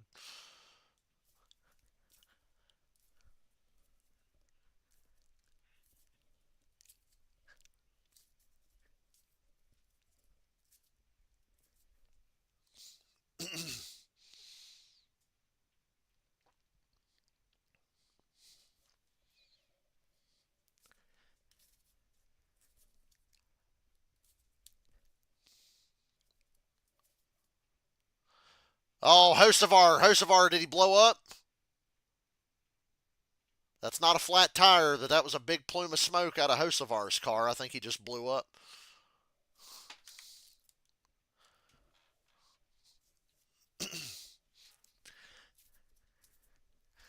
Hosevar was at the tail end there, and there's just a big burst of smoke out of that car, and caution's out because Hosevar blew up. So now the guys that undercut look real good because the caution's coming out now. The leaderboard's ahead. Yeah, Hosevar slow down the back, blowing up. And we have a caution.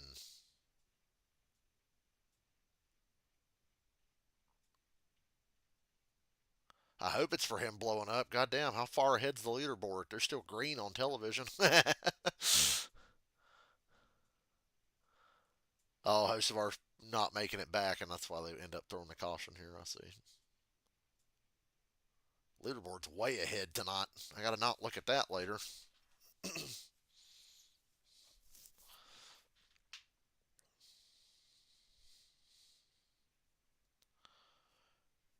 Fucking Yuki, crew chief of the year.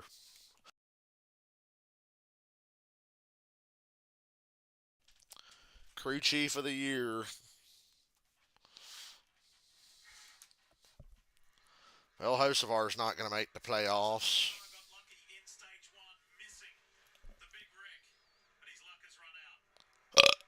That's what I think of it.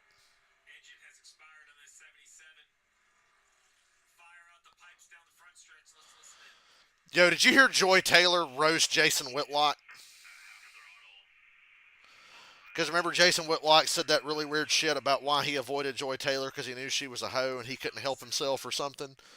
And I think his exact words were, that peanut butter skin and those huge cans I had to stay away from because I know what I'm capable of. Joy Taylor was on Cam Newton's show and Cam asked her about that shit. And she said, I'm pretty sure Jason Whitlock's cholesterol is the hardest working thing in the world. Oh, dude, I was dying. She said, I think he said something about peanut butter. He said that peanut butter skin and then big cans. And the whole time he was saying it, I was sitting there going, well, he's not wrong. He's wild for saying it, but he wasn't wrong. I like how he talked about, like, he wouldn't be able to help himself with Joy Taylor as if he has a fucking choice.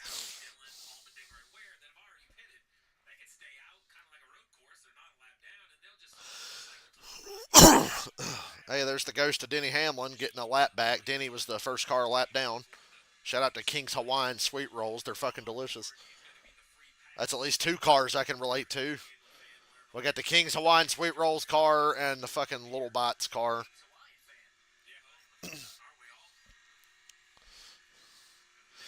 Joy Taylor says she can't believe Jason Whitlock's still alive. His cholesterol must work really hard.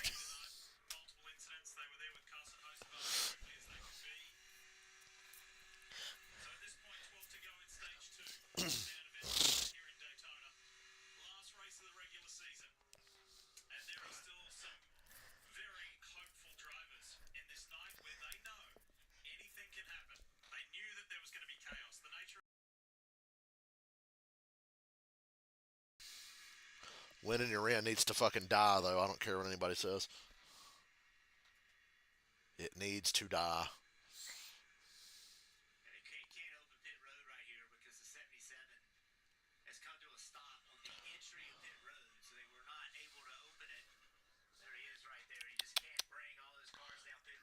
Little bit, little bit.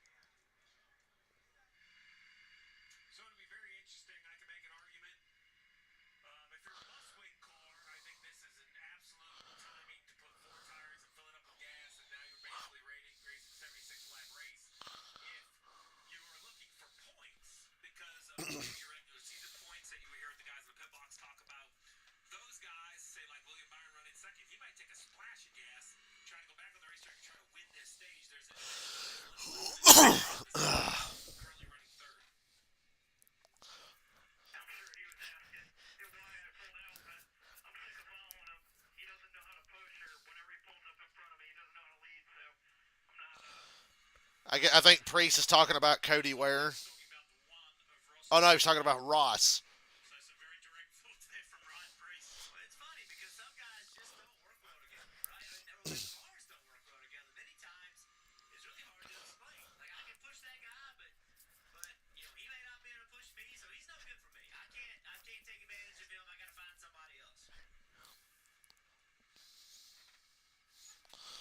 I'll drink some zero sugar cherry Pepsi to that.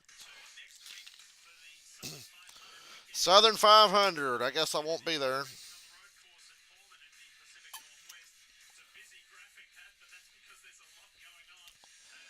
Xfinity at Portland, right? Yeah, Xfinity's at Portland. Damn, that means there's no Xfinity Darlington fall race. That sucks.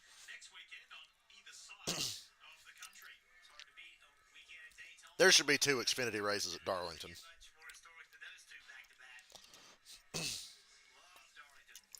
Darlington is like the best track in the Xfinity series. Elliott and Larson stay out. Blaney stays out. Most everybody else pits. Most everybody.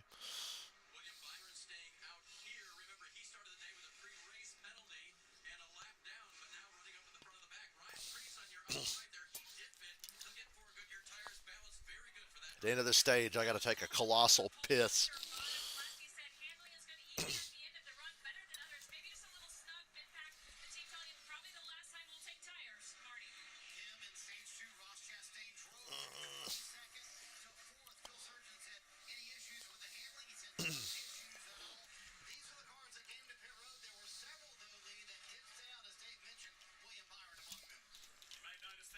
The four cars that short pitted and the Hendrick cars and a couple of stragglers. All right, I'm going to take a piss.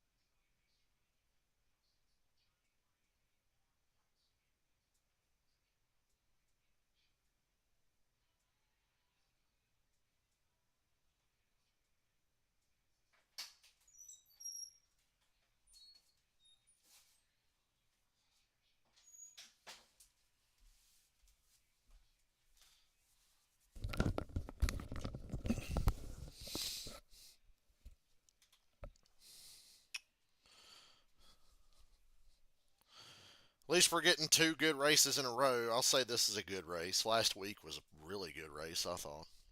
It's been tough this year. We'll take what we can get.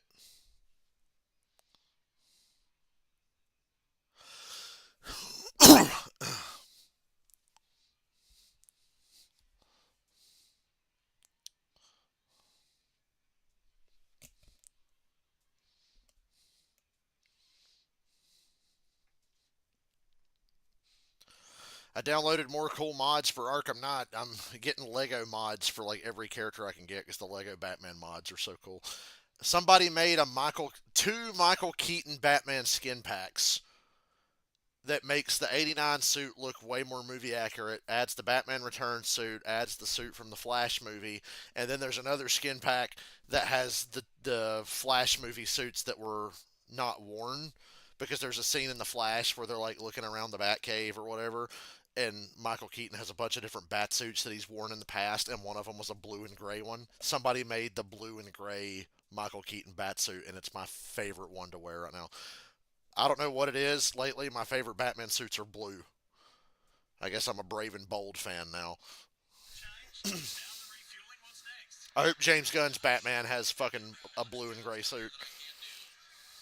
But the Michael Keaton blue suit with the blue cape, blue cowl, gray suit. Oh, it's so fucking badass. I even got a Val Kilmer Batman mod that has the nipples on the suit and everything.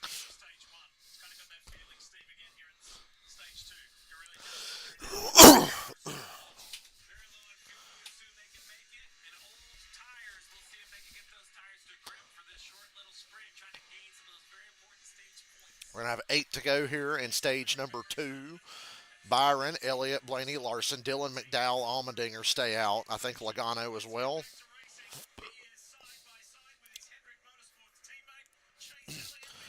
So now we're just racing it out to the end of the stage for points or whatever. Track position and points. No more fuel saving shenanigans. And if I'm outside the top 10 or whatever, at the end of the stage, I'm going to come down and pit again and just try to top it up with gas. So I'm in good shape for later. That's the thing. If you don't have track position, just keep pitting under caution for gas. It might pay off later on. Could be a way for you to luck up and get to the front. Larson makes a move for the lead. Byron loses all his momentum. They got to check up big time behind Byron there. He lost a lot of momentum. He's loose. A car getting loose at Daytona. Crazy. Now he gets a big shove down the front stretch from McDowell. McDowell wants to race. McDowell has made that very clear tonight. Whoa, Elliott almost wrecked Larson. Pushing coming out of the tri-oval.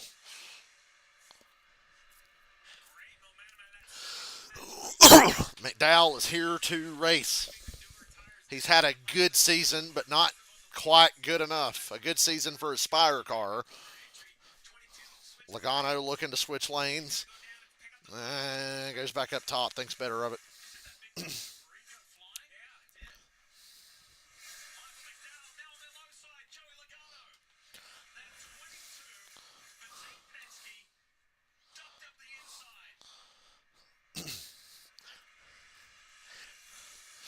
Oh, man. Briscoe was poking his nose in there. Briscoe shuffled out McDowell. I saw him peeking inside towards the middle, and now McDowell's 3 wide up top with absolutely no help. The whole field's going to go by.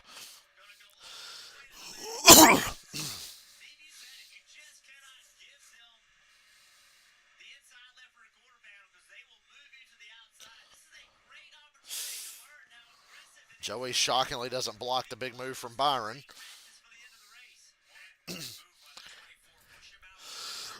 3 Hendrick cars on the bottom, the 3 that still count. Although, like I said, if there's a repeat winner, Alex Bowman's still going to make it. If I'm not mistaken. Briscoe, man.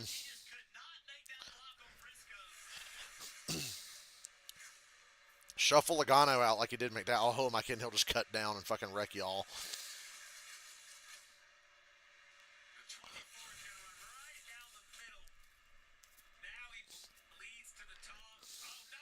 Oh, he let Logano get on his outside. Gets down in front of his teammates. Lap car Denny Hamlin ahead. Denny had a lot more damage than I initially thought. Come on, Denny.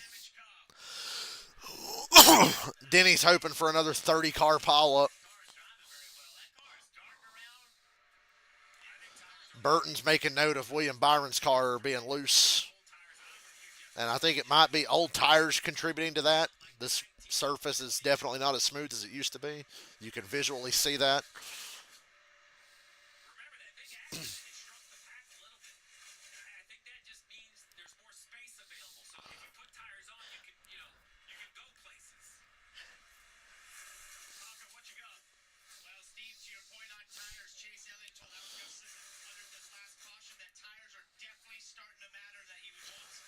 Chase is hollering about tires.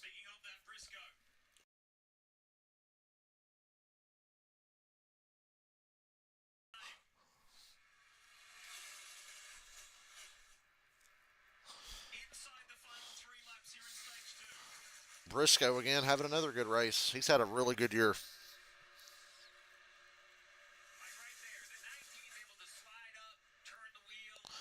Said it already, Briscoe's like a dark horse championship pick, in my opinion. Nobody's really talking about him like they should, I think.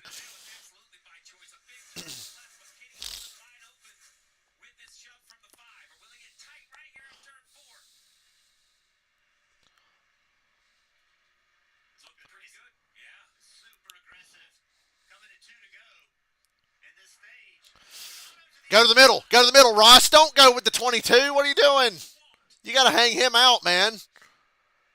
Said Briscoe gets hung out in the middle with basically no help. 3 wide for the lead here with Logano with a big run up top.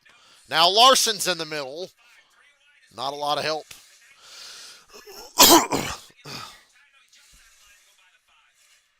Now bottom line will come back, but they lost a lot of ground there. What a push from Chastain to Logano.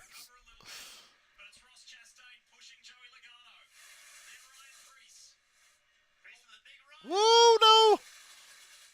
Priest took a run and Chastain moved up. I know Priest is not the biggest Ross Chastain fan. Blaney 3 wide in the middle there. Ty Dillon tries to shoot in there and give him some help. Logano clears down in front of the Hendrick cars, who are fighting handling issues on really old tires right now. They didn't pit. They stayed out.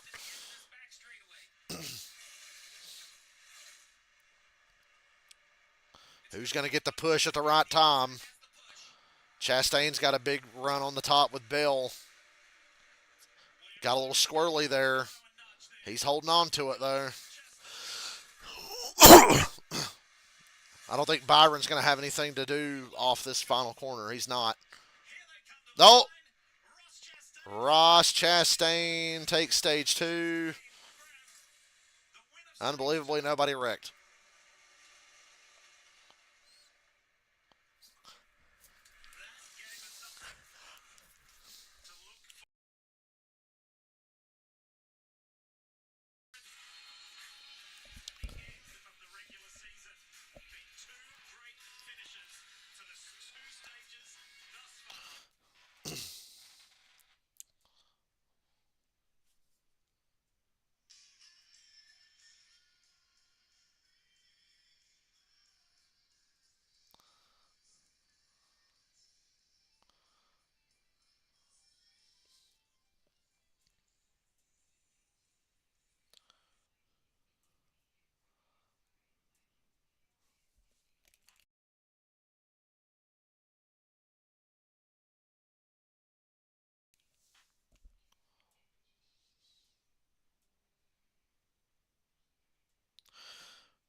Dion's other kid, Shiloh, got kicked out of a preseason game for punching a Bills player.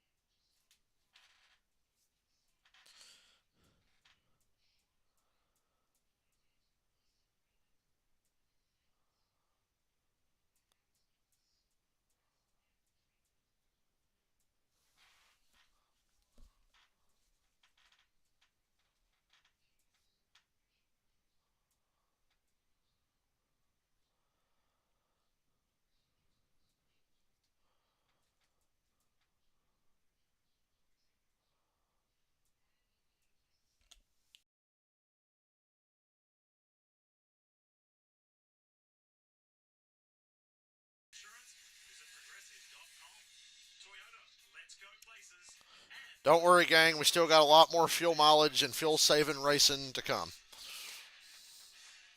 Hopefully, we get a caution like before halfway through the stage and eliminate some of that.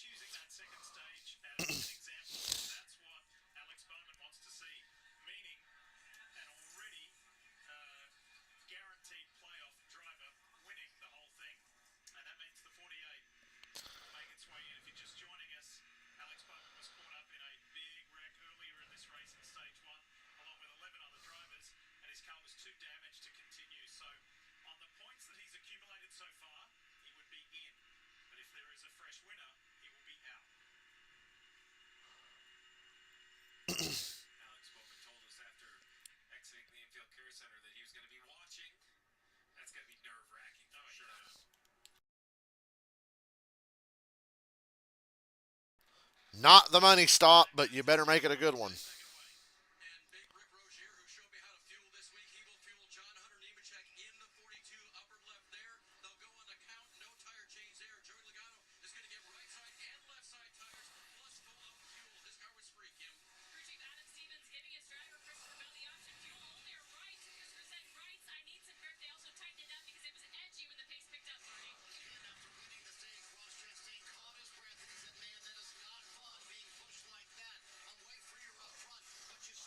Chastain. Oh, Ross had a slow stop. And Blaney.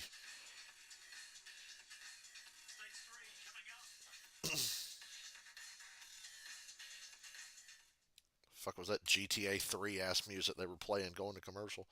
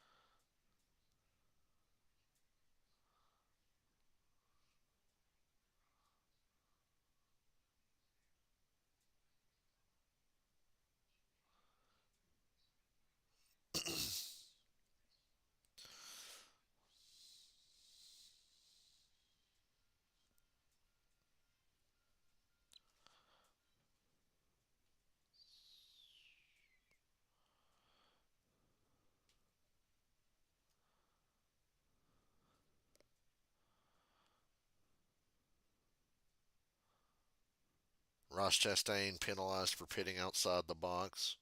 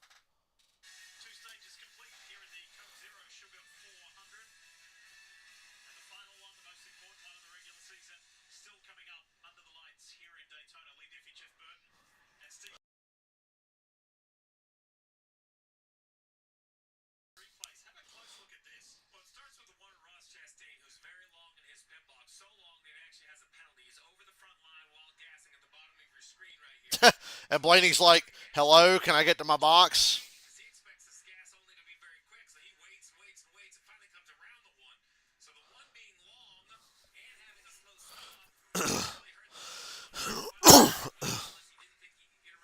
Somebody screenshotted the playoff standings when it said Reddick and Ware above the cut line when Cody Ware was leading.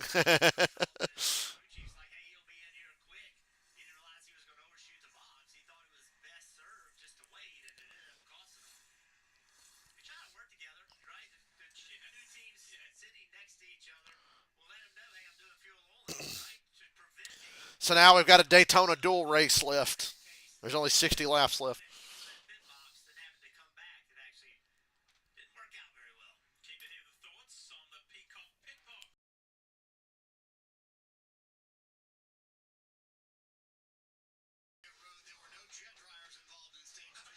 More cars at the back coming back in to pit continuously under this caution. Keep topping it up.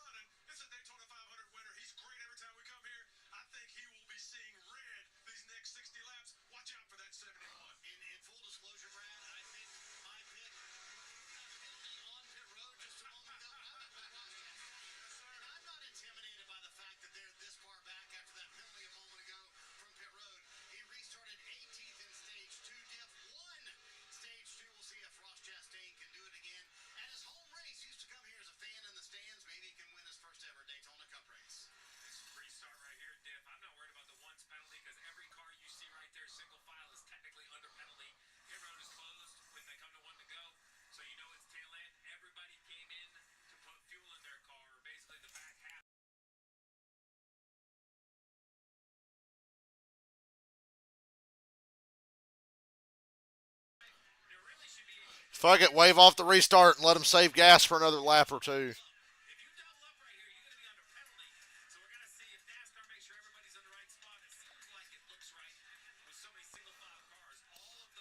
A lot of people on the bottom line, that's for sure.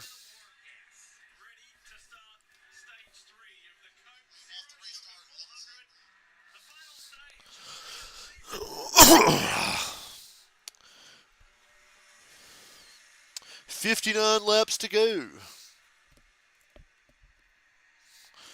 Alex Bowman needs a repeat winner. We got Nemechek and Eric Jones, though. Teammates that each need to win this thing. They can work together to a point, but they both have to win, and only one can.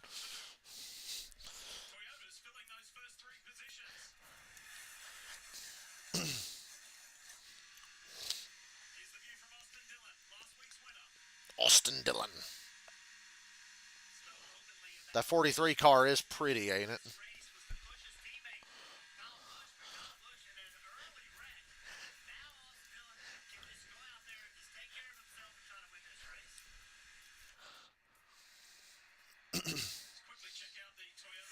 RFK and Legacy are in the same situation. Busher and Priest can't help each other, neither can Kozlowski, because each of them needs to win. So shit's going to get complicated towards the end.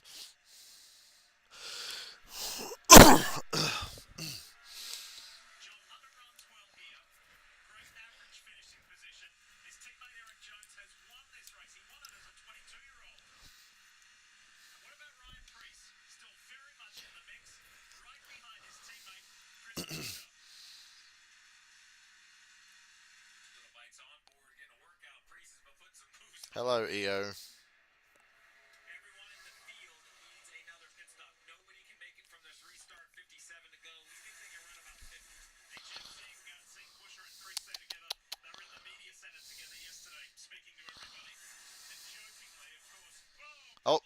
Casey Mears in the wall again. Another flat tire for Casey Mears. He's driving away. No caution yet. No reason for a caution yet. We will monitor the situation. Ooh, man. It went flat in the middle of the corner. He almost took out the 78 and the 34. Looks like we're going to stay green.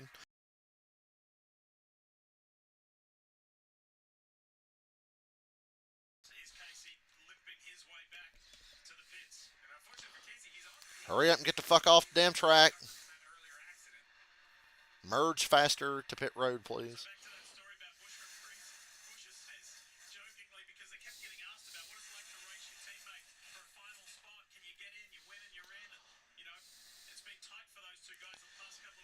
Excuse me.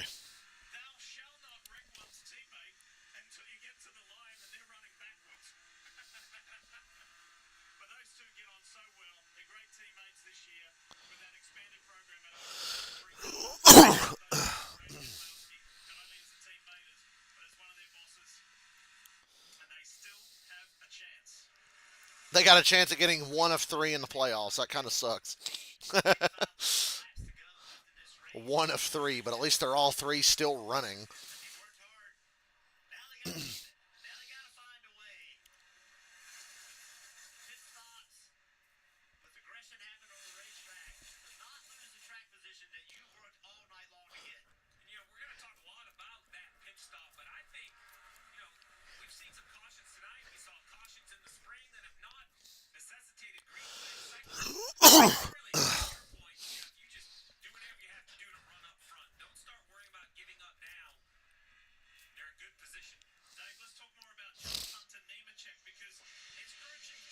Don't forget, Ty Gibbs is still in this thing.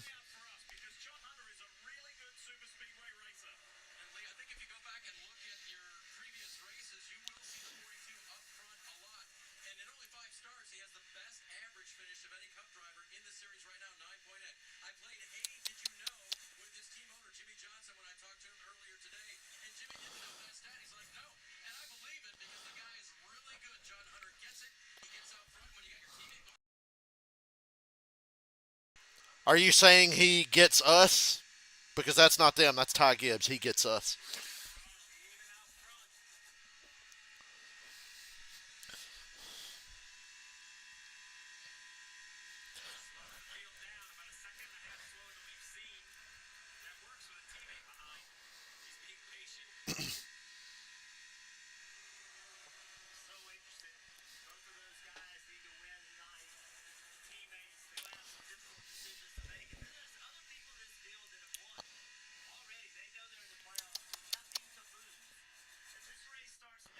Denny Hamlin's got a problem. He's hit the wall hard. This might have to be a caution. And this will set up guys trying to pit here and make it to the end. How much you want to bet? They're going to open pit road with about 49 or 50 to go, something like that. Dale Denny's missing a fucking tire carcass. This is definitely a caution.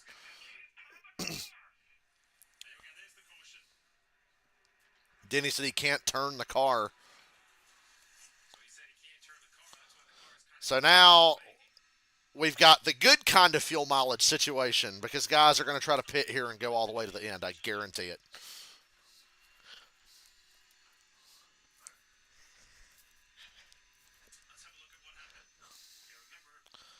Another bad night for Dennis.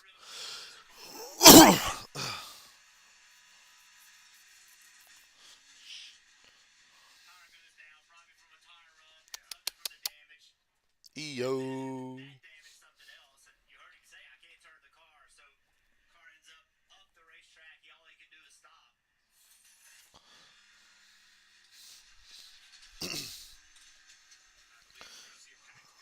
Yep, guys are going to try to pit and make it from here.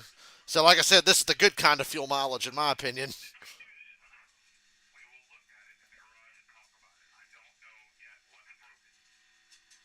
Denny's pissed that he took a hit like that.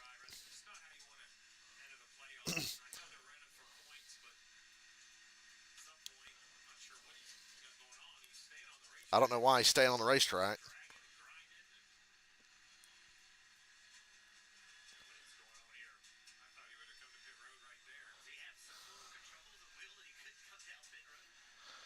I hope that's the reason he didn't pit there.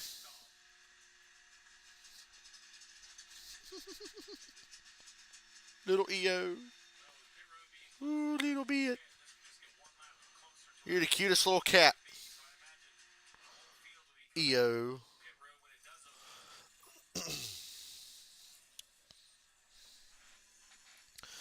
We're about to be at 50 to go. Like I said, that's close enough for me to want to try to make it.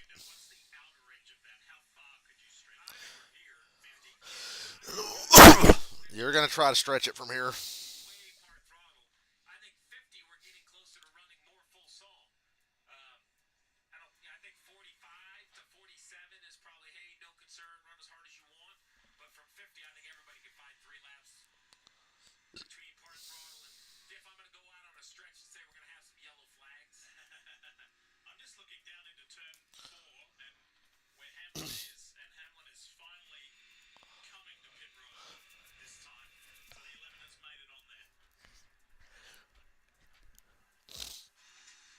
Glad he decided to pit this time.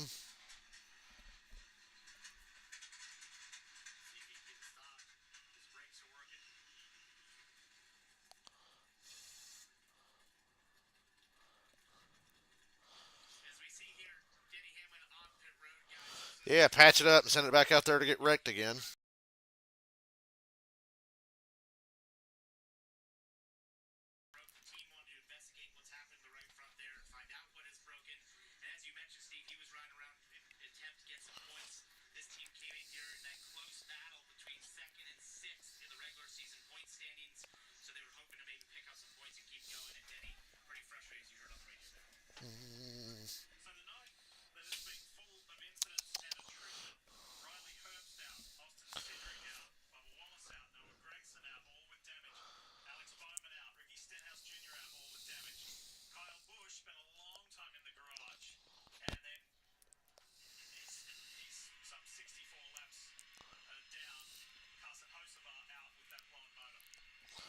Sure, Kyle Busch is still happy to be running in this race, 64 laps down.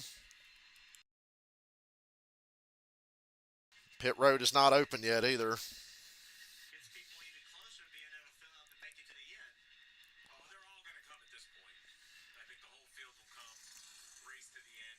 You gonna come? I'm coming. Are you coming? I'm coming.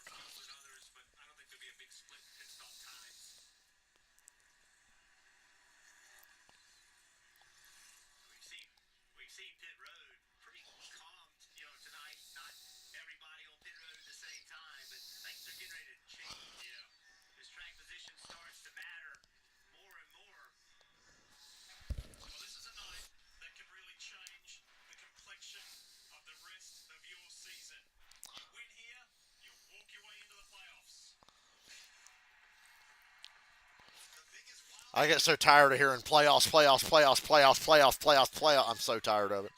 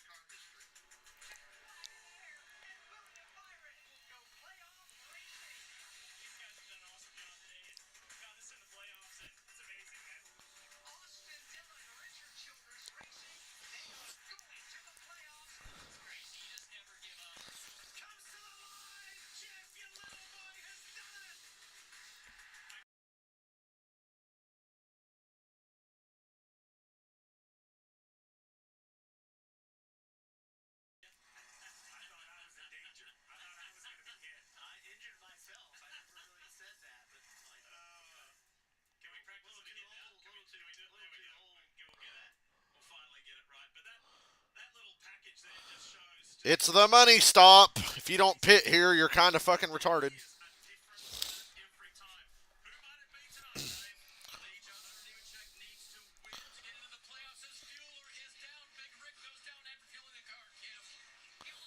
I think Nemechek got away with a clean stop there. Lots of gas only. And the race off pit road goes to Austin Dillon. Oh, no, it's Nemechek. It looked like it was going to be Austin Dillon. Oh yeah, I forgot they switched the line this year. It's always the yellow line now, not that white line at the end. So yeah, it was Nemechek. Then Austin Dillon.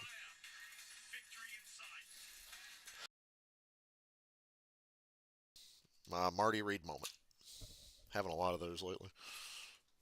Because I just can't be bothered to give a complete shit anymore.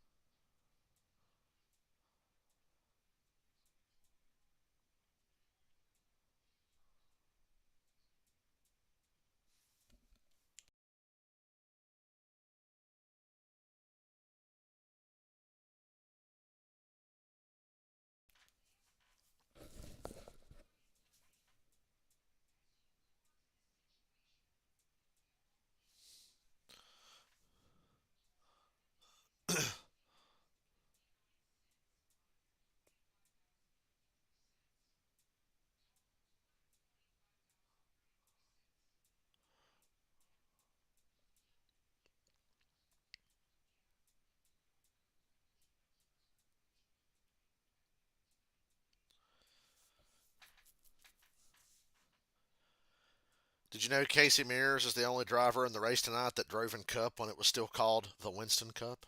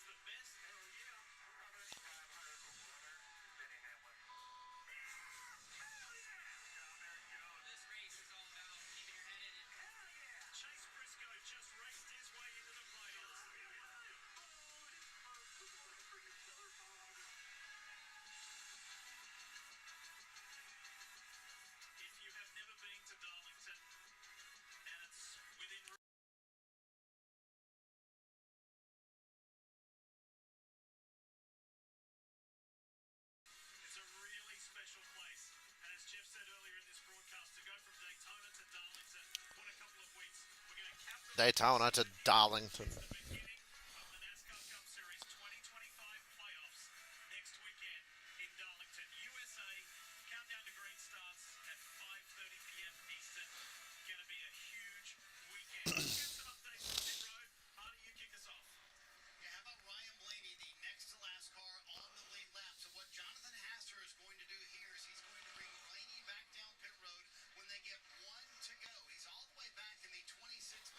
Blaney's waiting for one to go, and he's going to come down and top it off again.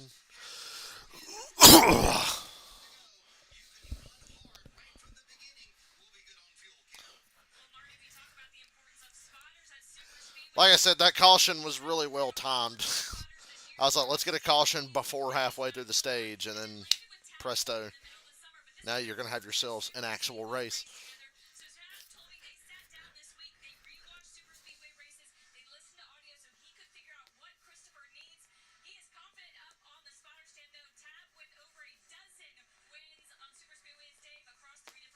Get on the bed, silly.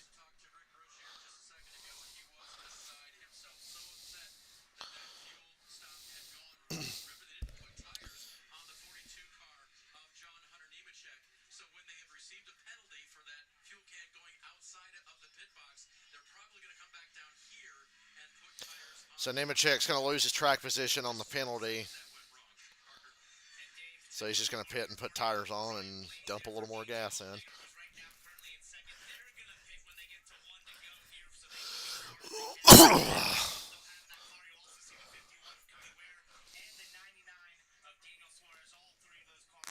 EO. Kitty, kitty. I'll get you, EO. Kitty, kitty, kitty, kitty. I got your tail, EO.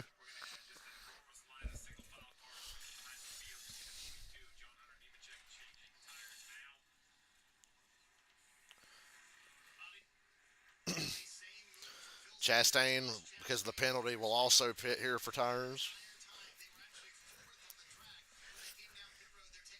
Here comes Blaney.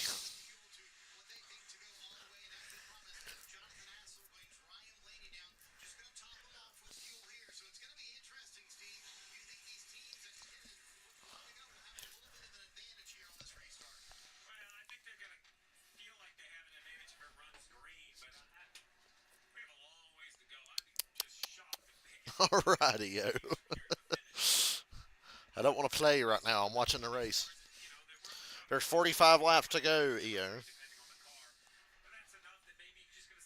And you over here trying to play with me.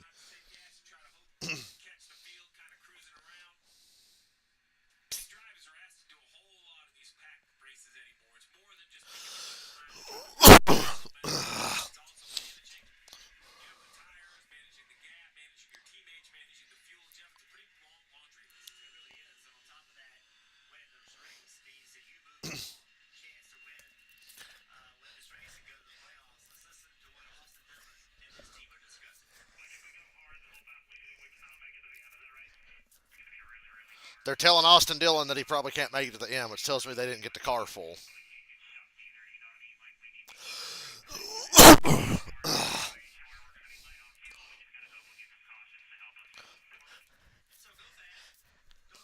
Go fast. Don't give up track position, but also save gas. I'm sure that's fun. Not to mention the possibility of overtime. EO's looking at me like I'm crazy. I lost Dillon for now is the leader.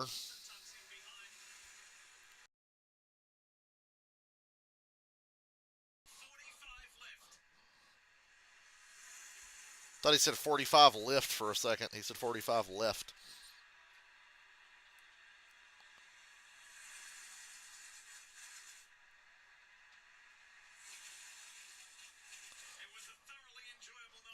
Austin Dillon going to go back to back. EO, stop it. Psst. Quit that. Don't grab my headset.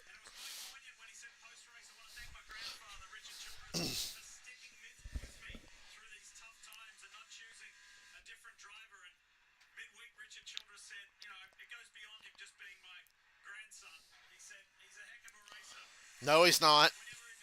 Just because he's good one day every year in the state of Virginia doesn't mean he's a good racer.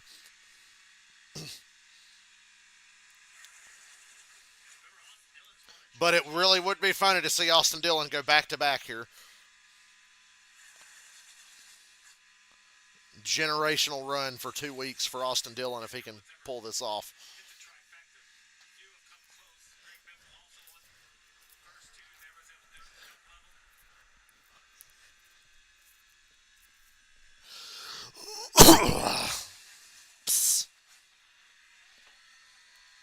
Eo keeps messing with cables and shit that are near me.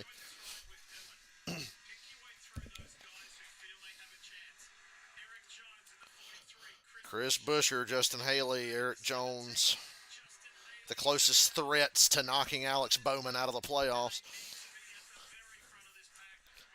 Who'd have thought you'd be at Daytona, and if you're Alex Bowman, you're like, gee, I hope Austin Dillon wins, because nobody would have believed he would have won before this.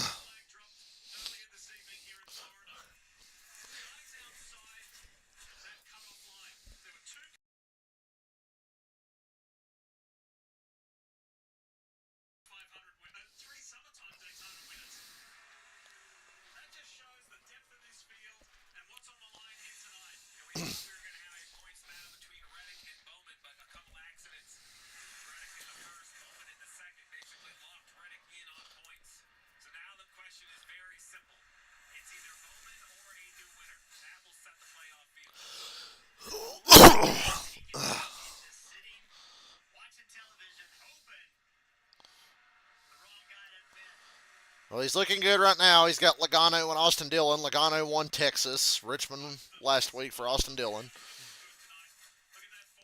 That 43 car could fuck things up for Alex Bowman.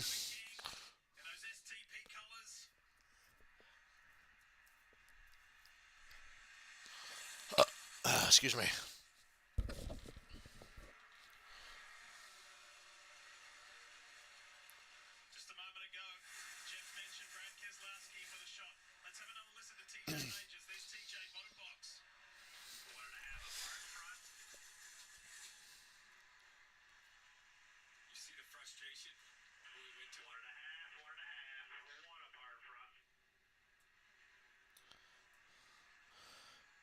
Brad's not in a good spot at the moment. He's in the lead pack, but they're all 2x2, and he's pinned on the bottom like 12 cars back.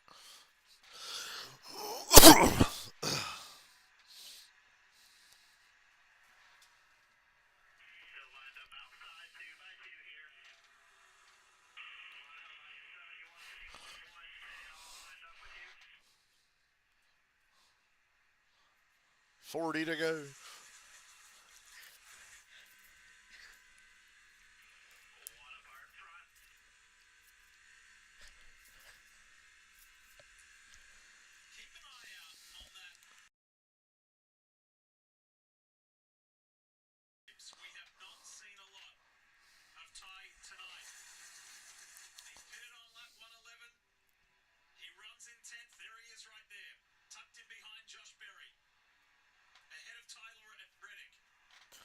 Reddick is in this lead pack.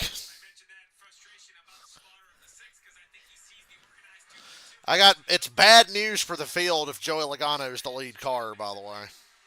They need to Austin Hill his ass and shuffle him out. Kind of early to make the move, but I'd be thinking about how the hell am I going to get this 22 out of the way.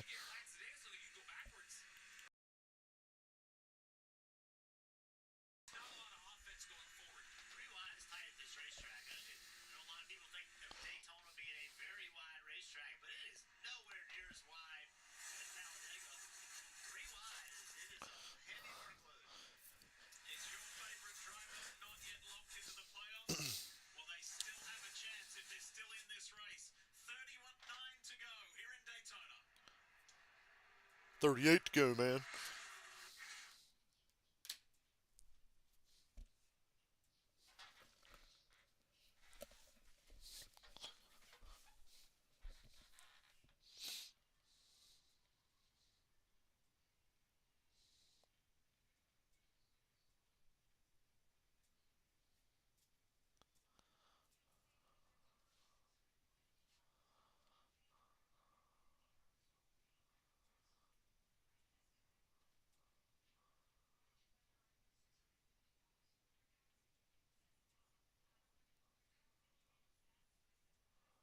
Joey's trying to choo-choo train him up on the outside.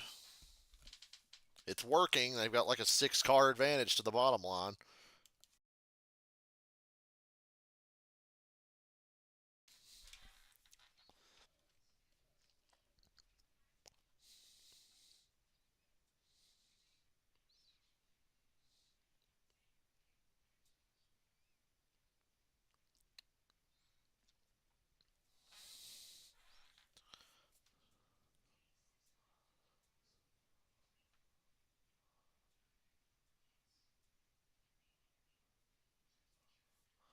Logano, Dillon, Jones, Haley. Larson charging on the bottom with Busher.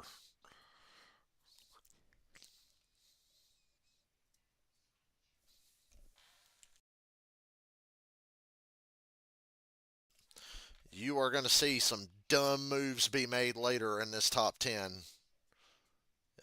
There's nothing wrong with it. That's just the way it has to be. But I'm just saying, you're probably going to see some dumb shit here in a little while.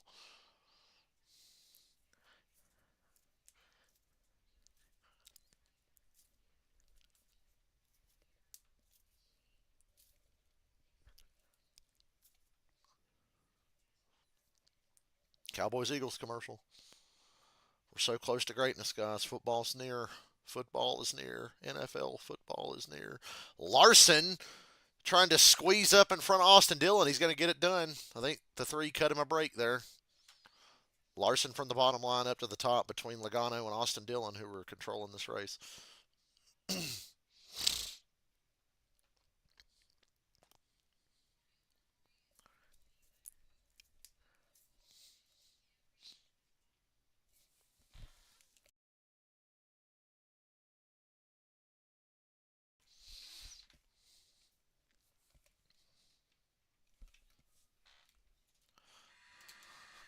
NBC has done a great job covering this race tonight. Lots of side-by-side commercials so you don't miss action. It's been pretty good to watch. That goes a long way. The broadcast can go a long way. Jesus, they're 3 wide now. They're not fuel saving, and they're 3 wide. That's crazy. From 5th on back, 3 wide. Busher now has slotted up in front of Larson behind Logano.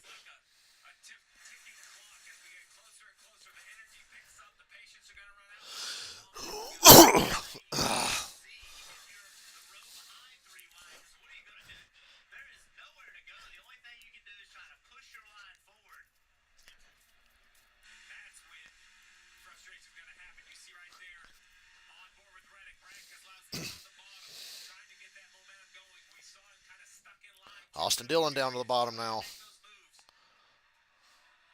Don't look now. Here comes Cole Custer, the asshole that ruined my Daytona 500.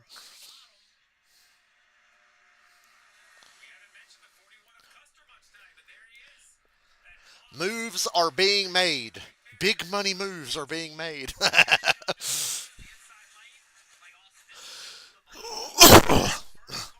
I don't see Cody Ware yet, unfortunately.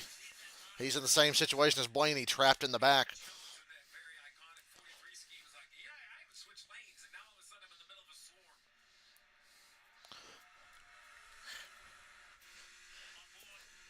At least if you're Alex Bowman, you've got a lot of cars to cheer for. Logano, Briscoe, Larson, Austin Dillon, Josh Berry. That's the ones in the top 10 you can cheer for right now.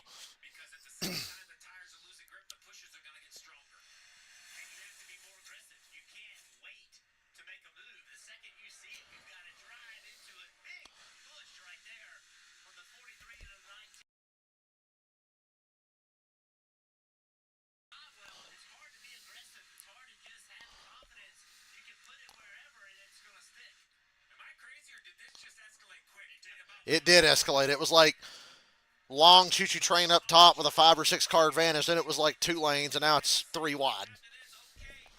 And ain't nobody fuel saving.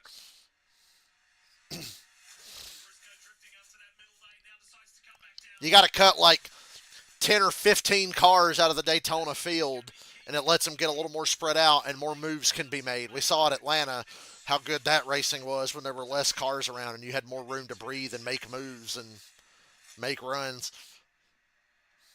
It's almost like when there's like 40 cars, it's just too congested to really go anywhere.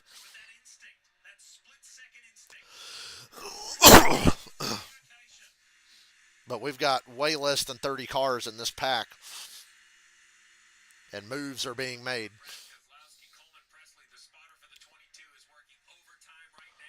Logano's doing a really good job controlling this, but there's still 30 fucking laps to go. BJ McLeod, top 20. BJ's had some close calls tonight, too. His wreck avoidance has been A+. 30 to go.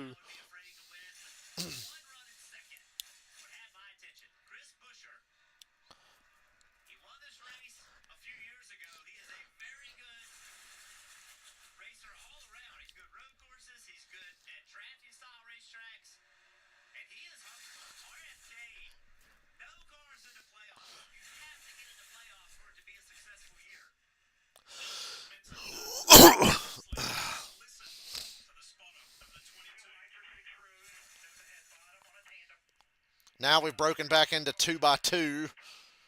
There was a big surge from the line that Briscoe was leading, and the third line on the bottom has died. It's the 2 dominant lines up top now. Custer and Keselowski fading to the back on the bottom by themselves.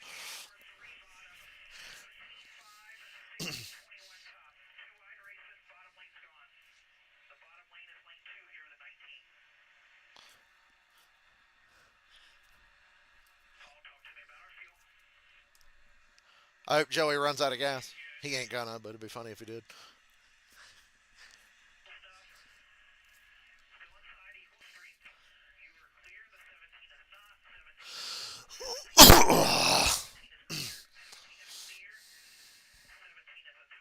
Sorry, I'm coughing. I can't help it. Had COVID all week. Give me a break. It's the most I've coughed in a long time. I ain't been streaming much lately.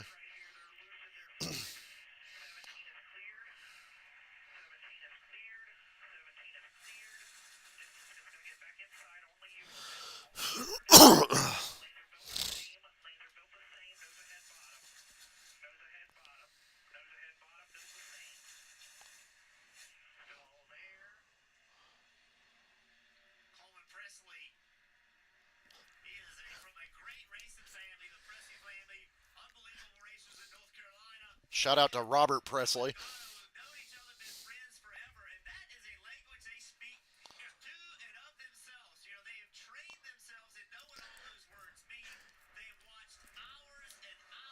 Lapping Austin Hill again. Lol.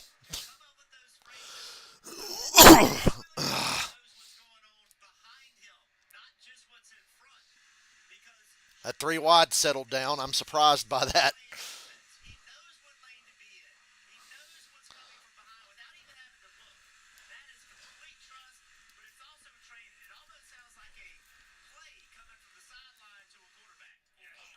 That why did the 19 just stop there? He like laid back to try to get this big shove.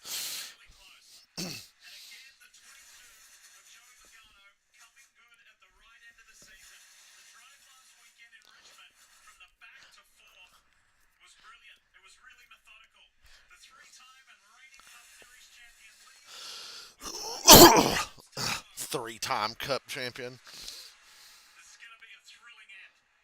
Yeah, I had COVID and I got a food allergy. It's the bane of my existence. And I've been talking a lot. That just makes it way worse.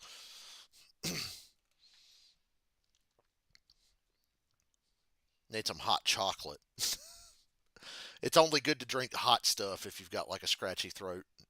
Drinking cold stuff just makes it worse. You would think it would help, but it makes it worse. Joey had himself a moment there. What an advantage for the 19 on the bottom. Briscoe up in front of Logano now. Don't let him poke a nose underneath you because he will get your ass out of that way if he can. 25 to go. Briscoe said, I want to lead.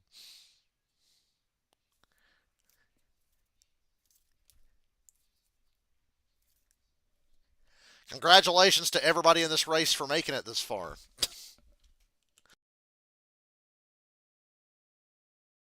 I would prefer hot chocolate because who the fuck wants to drink hot tea? I guess hot tea ain't bad as long as it's sweetened.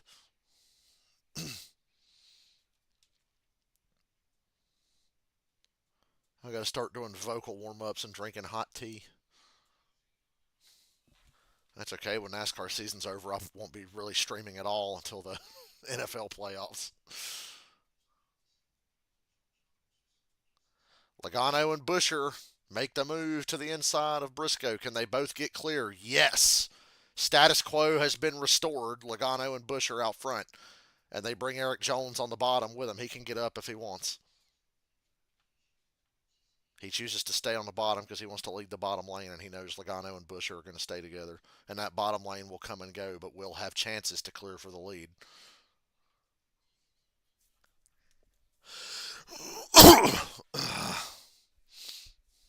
Snapple tea.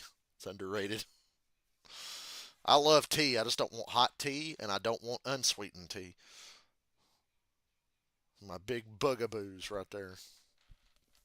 You're a goddamn psychopath if you drink unsweetened tea. It's brown water. Oh!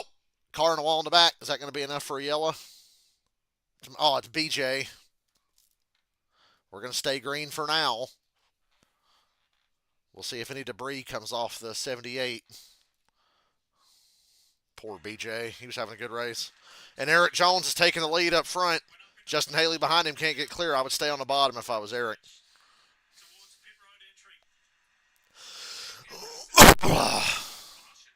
I hope we can stay green. I prefer a long green run at the end of a super speedway race. I find it much more compelling.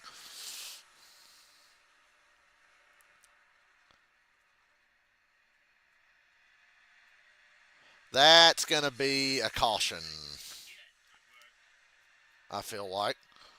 Nah, he's still rolling. I thought he was going to pull down and park it, but he just wanted to get way the fuck off the racetrack as here comes the pack. And any second now, Ryan Priest could come barrel rolling towards him while he's just down there minding his own business, you know. You never know. Ooh. Ooh, Briscoe's in a bad spot. 3 wide on the top with no help. Busher's not in the best position either, but at least he's still in a line. Logano, Jones, and Haley clear up in front. And Briscoe is still losing spots. See you later, Chase Briscoe. No caution for BJ. We're still green.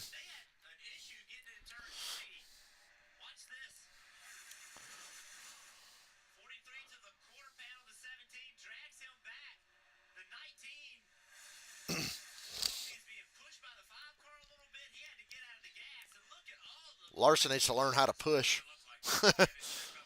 Eric Jones making a move for the lead. Haley didn't go with him. Really couldn't get down there. Busher pulls up to him.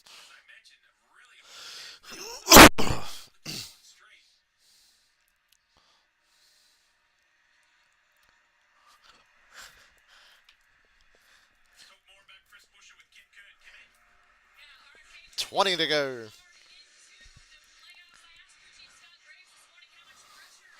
Your concern level for the 48 fans out there. In the top 10, you've got Logano, Larson, Elliott, Dillon, and Bell to cheer for. But the problem is Haley and Eric Jones and Chris Busher are right there to ruin your dreams.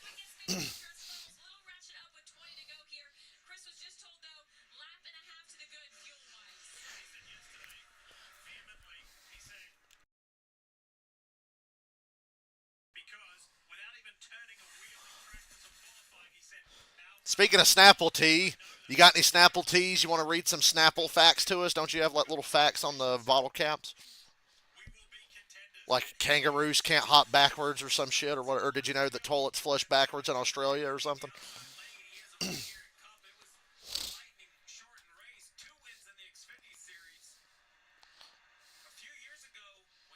Eric Jones leading.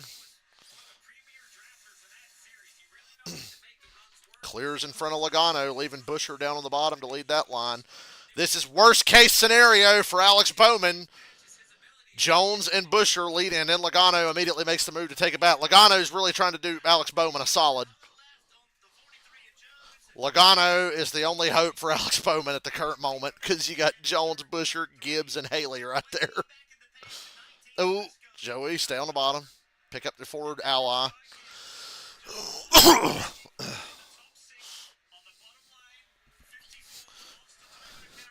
It's getting scary out here.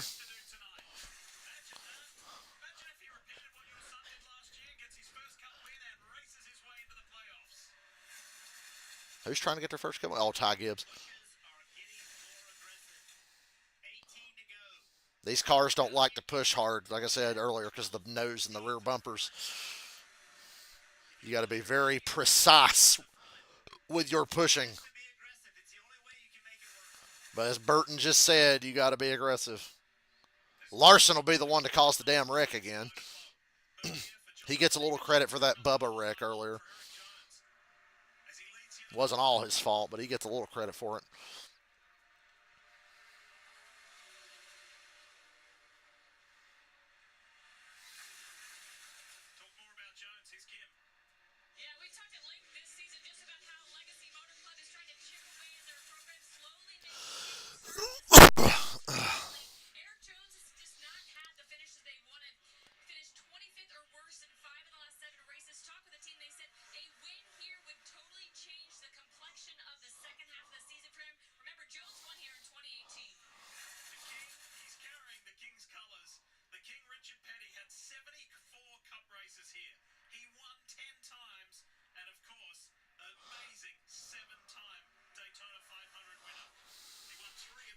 I am on the edge of my seat.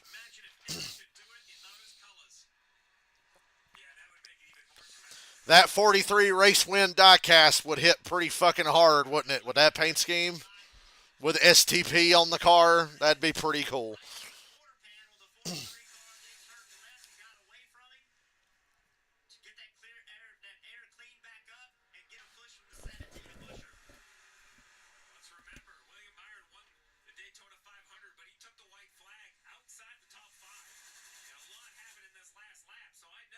AJ Allmendinger's slow on the apron. That sucks. What's up with AJ? Engine problem for the 16. How many mechanical failures have taken them out of chances to have good races for AJ Allmendinger? Mechanical failures or someone else's stupidity takes AJ out again.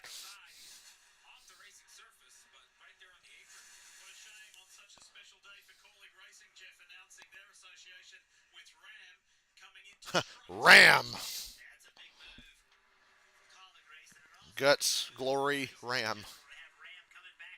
Did I hear about the NFL collaborating with Crocs? No, I did not, but I am interested.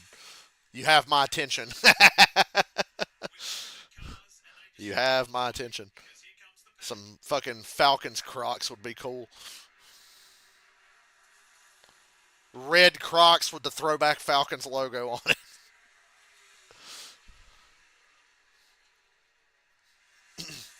I'm wearing a Falcons shirt right now, believe it or not. It's one of my throwback Atlanta shirts. I have two throwback shirts, a black one and a red one. The red one's really cool. It's just a red shirt with the old Falcons logo on it, and it looks all like worn out.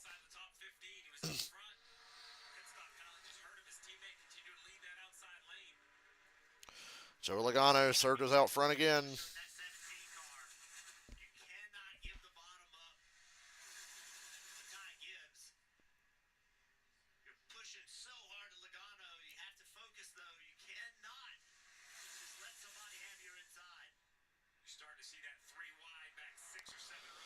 The three wide is coming again. Never mind, it fizzled out.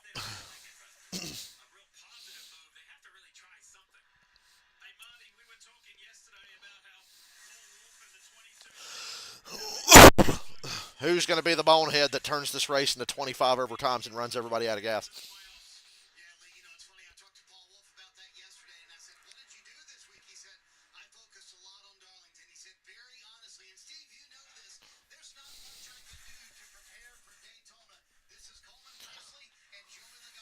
Oh, Logano spun from the lead. Don't throw the yellow. Don't throw the yellow. Never mind, they threw the caution.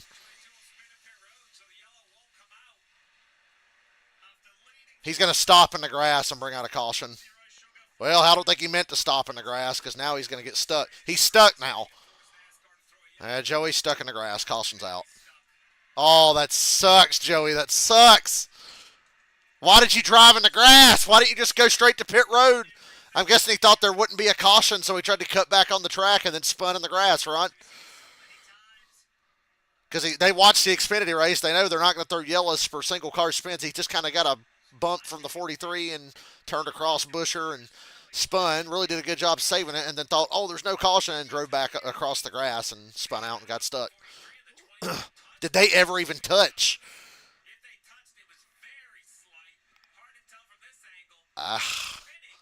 He's already loose, I feel like. Son of a gun. They touched a little bit, right? But Joey was already loose. And check the nose of Busher because Joey came straight across. Save gas. No, you've got to save gas and stay out. 17 is not going to pit for that. These cars are durable. That's nothing. Stay out. It's all good on the 17. Tough fucking break for Joey Logano. Nobody feels sorry. But yeah, that was a devastating hit to Alex Bowman's chances for damn sure. Now he's got to cheer for Larson, Elliott, Bell, or Byron in the top 10. Those are the guys in the top 10 that would be repeat winners right now. So the odds are not in his favor. That's what, 3 out of 10? 4 out of 10?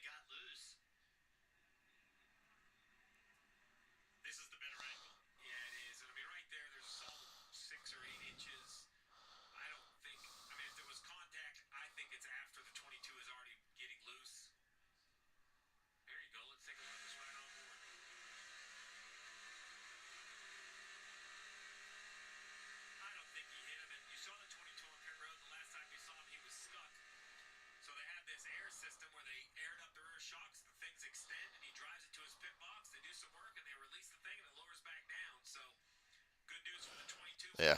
I never thought a Hendrick fan would be upset about Joey Logano getting taken out of the lead late in the super speedway race, but yeah, Bowman's got to sweat it out now. Gonna sweat it out now, EO.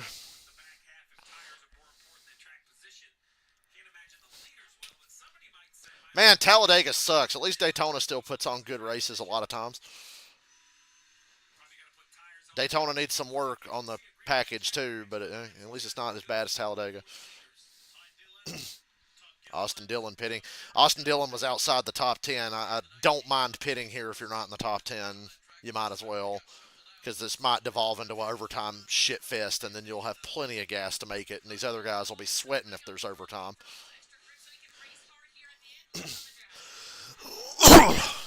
So this can still flip back in your favor later, especially if there's multiple overtimes.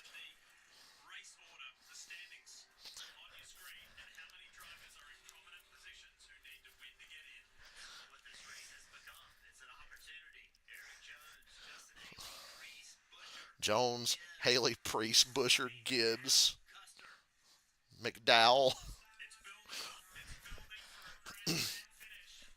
A grand. Don't say that.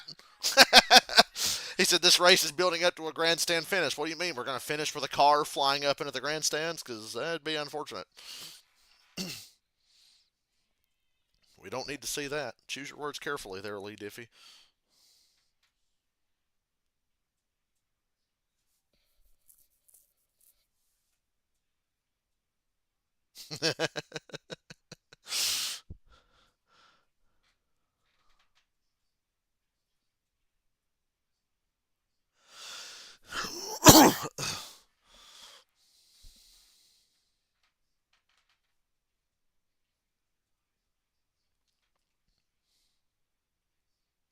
You know, I was considering using some store credit to buy a used copy of Madden to not give EA any money, but then I just realized, oh, I can just play Madden 12 on my totally legal PS2 on my computer if I want to play a football game that bad. Plus, the Falcons in Madden 12 are super fucking loaded and fun to play as, so yeah. Yeah, grandstand finish. That's what I said. I said, what? I said, don't say that.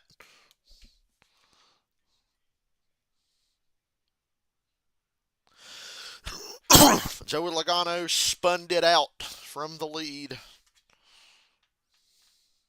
He spun it out.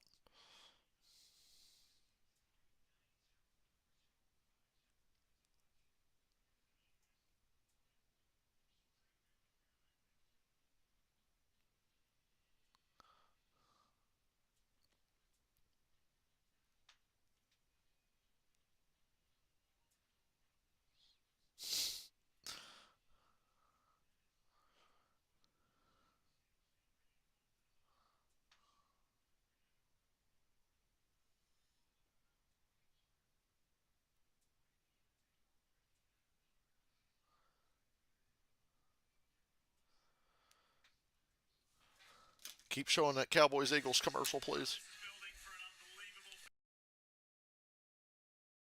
Boy, that was a quick caution. I'm impressed, NASCAR. I'm surprised they didn't just go ahead and run it down to two to go because they love to do that.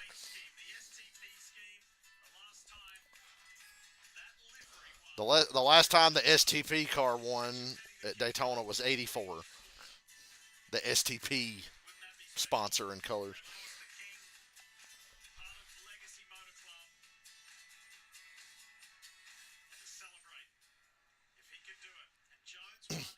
Such a beautiful race car. I don't know if I want to cheer for Chaos or cheer for Alex Bowman. I guess I kind of lean towards Chaos because a new winner would be fun. I would just hate it for Alex Bowman. Last year gets eliminated during the playoffs because a piece of weight fell out of his car because he hit a bump at the road course at Charlotte. This time gets caught up in a big wreck that wasn't his fault, and then somebody new wins. 8 laps to go. It's time to push. To quote the great Ronnie James Dio, push.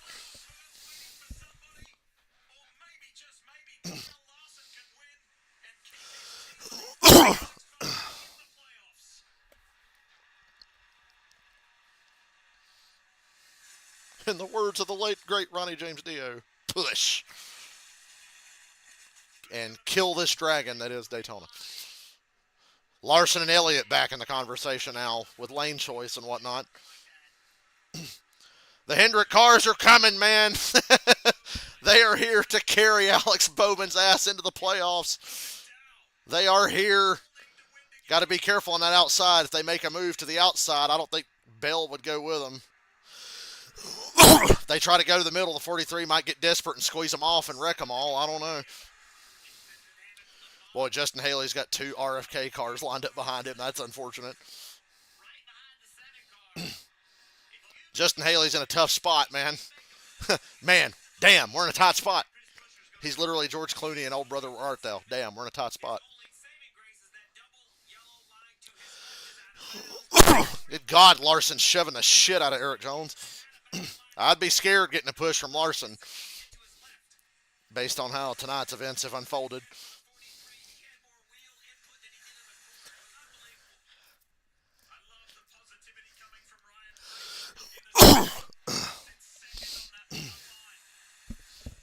Six to go.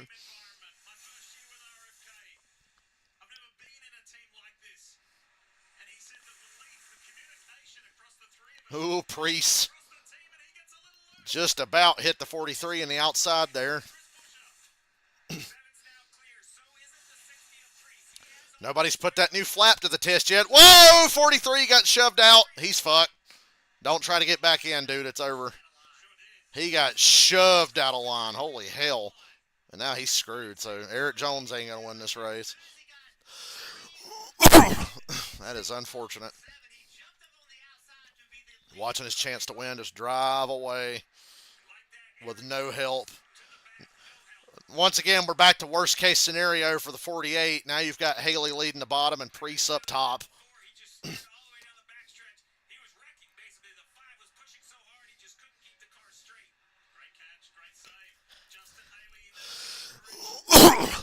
Worst case scenario, I guarantee you, if this was the last lap, that train of Hendrick cars would just say nope and go to the outside on him.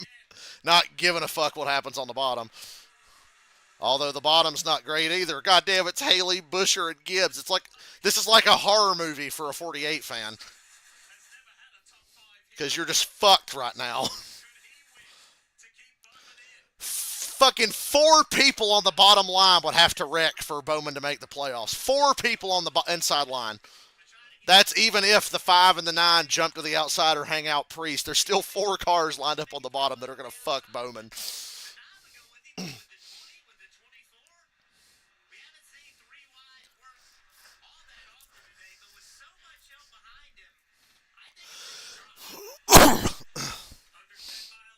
So sorry I'm coughing. I'm trying to mute a lot of them, but I don't catch all the coughs.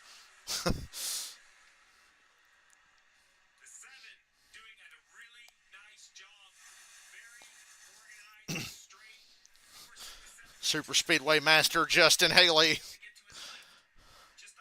Mamba Smith will love this one. He's performing when the lights are brightest.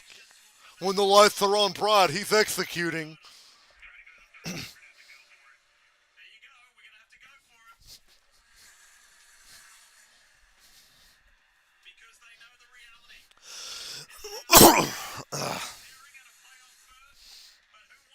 Three to go. I'm so terrified right now. Yeah, there you go. Who's going to perform when it counts? Larson, you got to shove that 60 out front and then ditch down to his inside. Try to cut off that inside line of just 4 guys that would fuck the 48 over. Oh, Larson made his move and Elliott goes with him. And Bell goes with him. Priest got hung out. Larson and Elliott are going to have a chance to win this thing for Bowman. They're stacking up at the front. What's going on there? Boy, that really helped that inside line get an advantage, though. It shuffled out the 60. He's mid-pack now. He didn't lose as much as the 43 did, but he's still in a bad spot.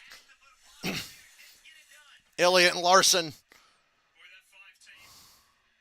That third lane made a run here because when they shuffled out the 60, Cole Custer's coming on the outside 3 wide. Are you shitting me? This third line is here, and it's going to be one hell of a last lap. Justin Haley, I think, might be in a good spot here. But, oh, don't tell me Cole Custer's going to win this fucking race. Oh! Cole Custer's leading at the white flag. They're 3 wide behind him with no real momentum. Blaney's going to get a run here. Oh, God. Oh, God. It's Custer and Haley. Larson's in the middle, and there's not a lot of momentum in the middle right now. And Haley's going to clear all the way up in front of Custer. And Custer's going to make a move, and Haley's going to block him below the yellow line. Blaney's got to run on the outside with Suarez. This is fucking insane. I think Custer's going to win. I hate to say it. I think Custer's got it. I think Custer's got it. There's no fucking help for Blaney here. Oh, now there is. Now there is. And Blaney wins it. And they wreck behind him. Busher and Custer slide through the grass. And Busher hits the inside wall. Nope, he stayed out of it. And Blaney, what a come from behind win for Blaney. And Alex Bowman makes the playoffs. Oh, I was sure that Custer was going to get this, but Blaney kind of squeezed down on him. And then up top, Haley run the 99 wide. They were almost 4 wide for this thing. Hell, they kind of were. Blaney just had a nose out front, 4 wide. And nobody flipped, and nobody got hurt. And Ryan Blaney somehow won this race. What a drive from Ryan Blaney. What a drive from Cole Custer to be in this position. That was insane. The key was when the Hendrick cars dumped out on the 60, and it brought that third line from the back all the way to the front with Custer and Blaney. And the 48's going to make the playoffs. That was a great race. That was the best Daytona Next Gen race, was it not? That was the best Daytona Next Gen race.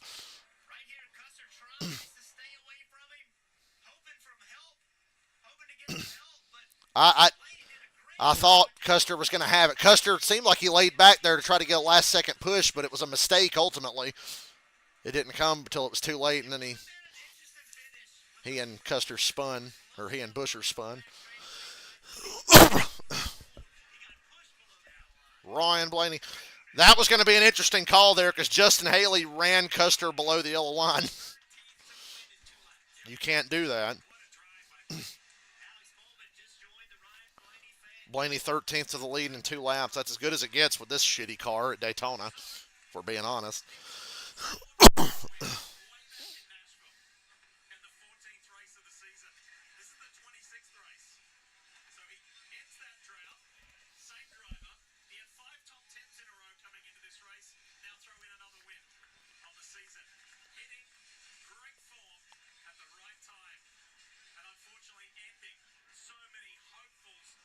That was great super speedway racing.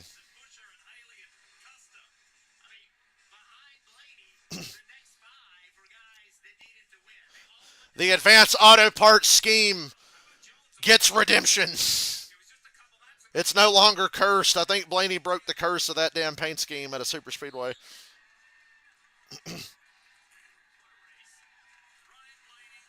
We had 2 good NASCAR Cup races in a row. We're so back. We had just the summer of the worst racing you've ever seen, and now we've had 2 really good races in a row. We're so back. You had a dream that Bowman won the championship. As long as a piece of weight don't fall out of his car, he might get lucky. I don't know. This format sucks. All them damn mid-pack fucking back marker guys choked at the end.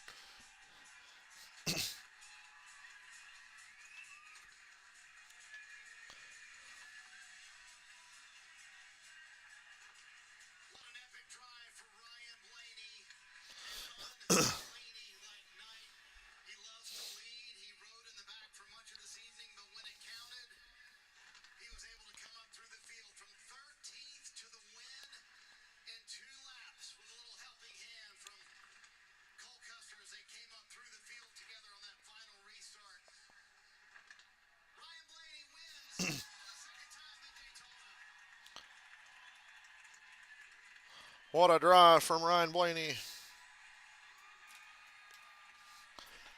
who won Nashville and was already in the playoffs. Deservedly in the playoffs. It's his second win of the year.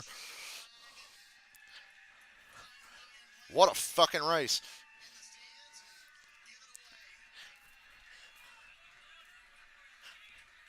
Blaney's had some close calls with the Daytona 500. He's got to win that next.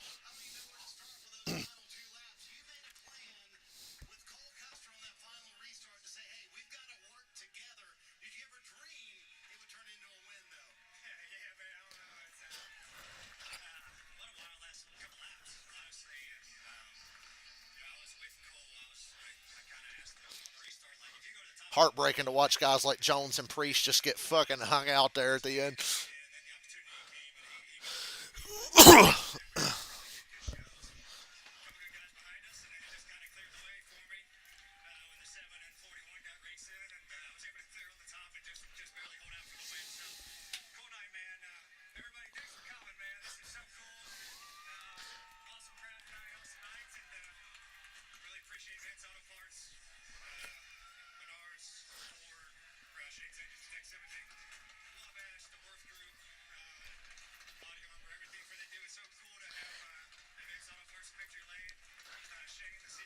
Didn't hit the wall head on in the advanced auto parts scheme. That's good.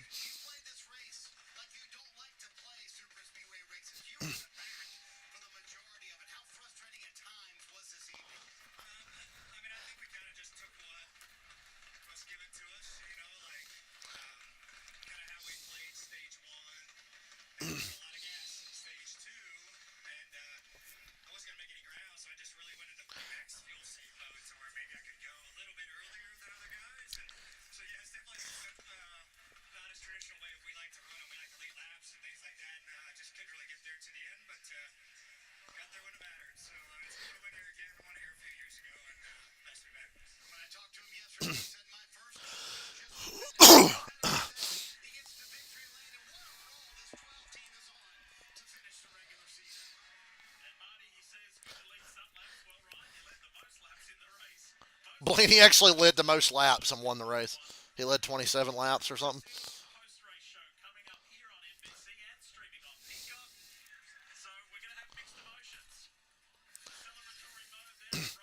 Get an Alex Bowman interview now.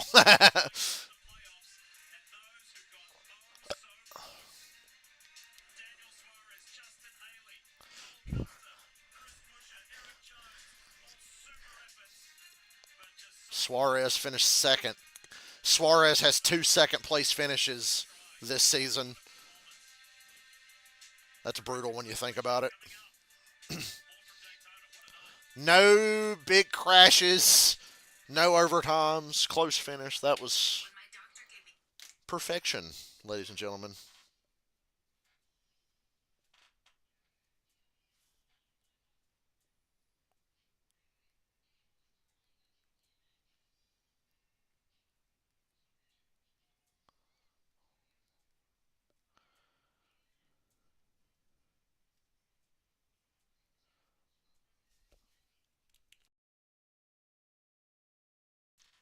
Football's around the corner, but NASCAR's back, man. We had two good races in a row. We're so back, man. Now I'm kind of sad I'm not going to Darlington. Oh well, I'll just stay home, watch it with y'all. Instead of having to sit in the car for 3 hours and then be out in the fucking heat for a few more after that. Not so bad.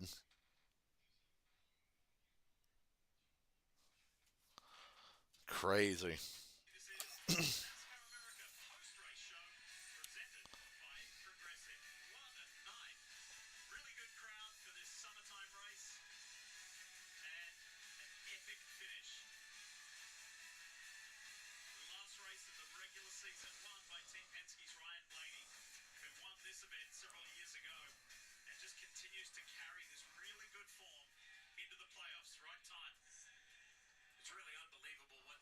Get that 12 car in victory lane. What a race.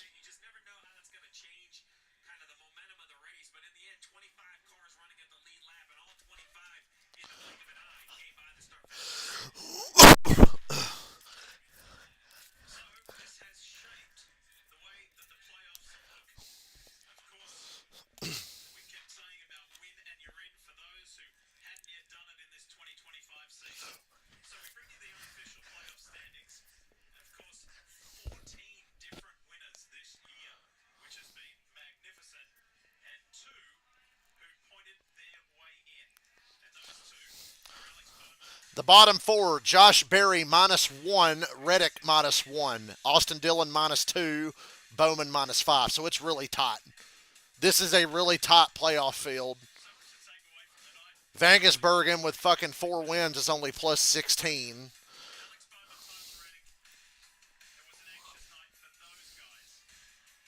Fill out your retarded playoff brackets accordingly. Sometimes it's fun to try to fill out a playoff bracket. That's like the whole reason this format exists. They want people to fill brackets out and play games and shit, you know. Don't fall off the car. Blaney, the first man brave enough to stand up on his car in a while. He actually did stand up on the door of the car. Brave man. Post race show continues on Peacock. I think I'm gonna go. I'm gonna turn that on my computer and kind of kick back. Fun race, fun race, fun race. I suppose I will see y'all next week because I'm not going to Darlington for the first time in like 4 years, 5 years, whatever it's been. So, peace.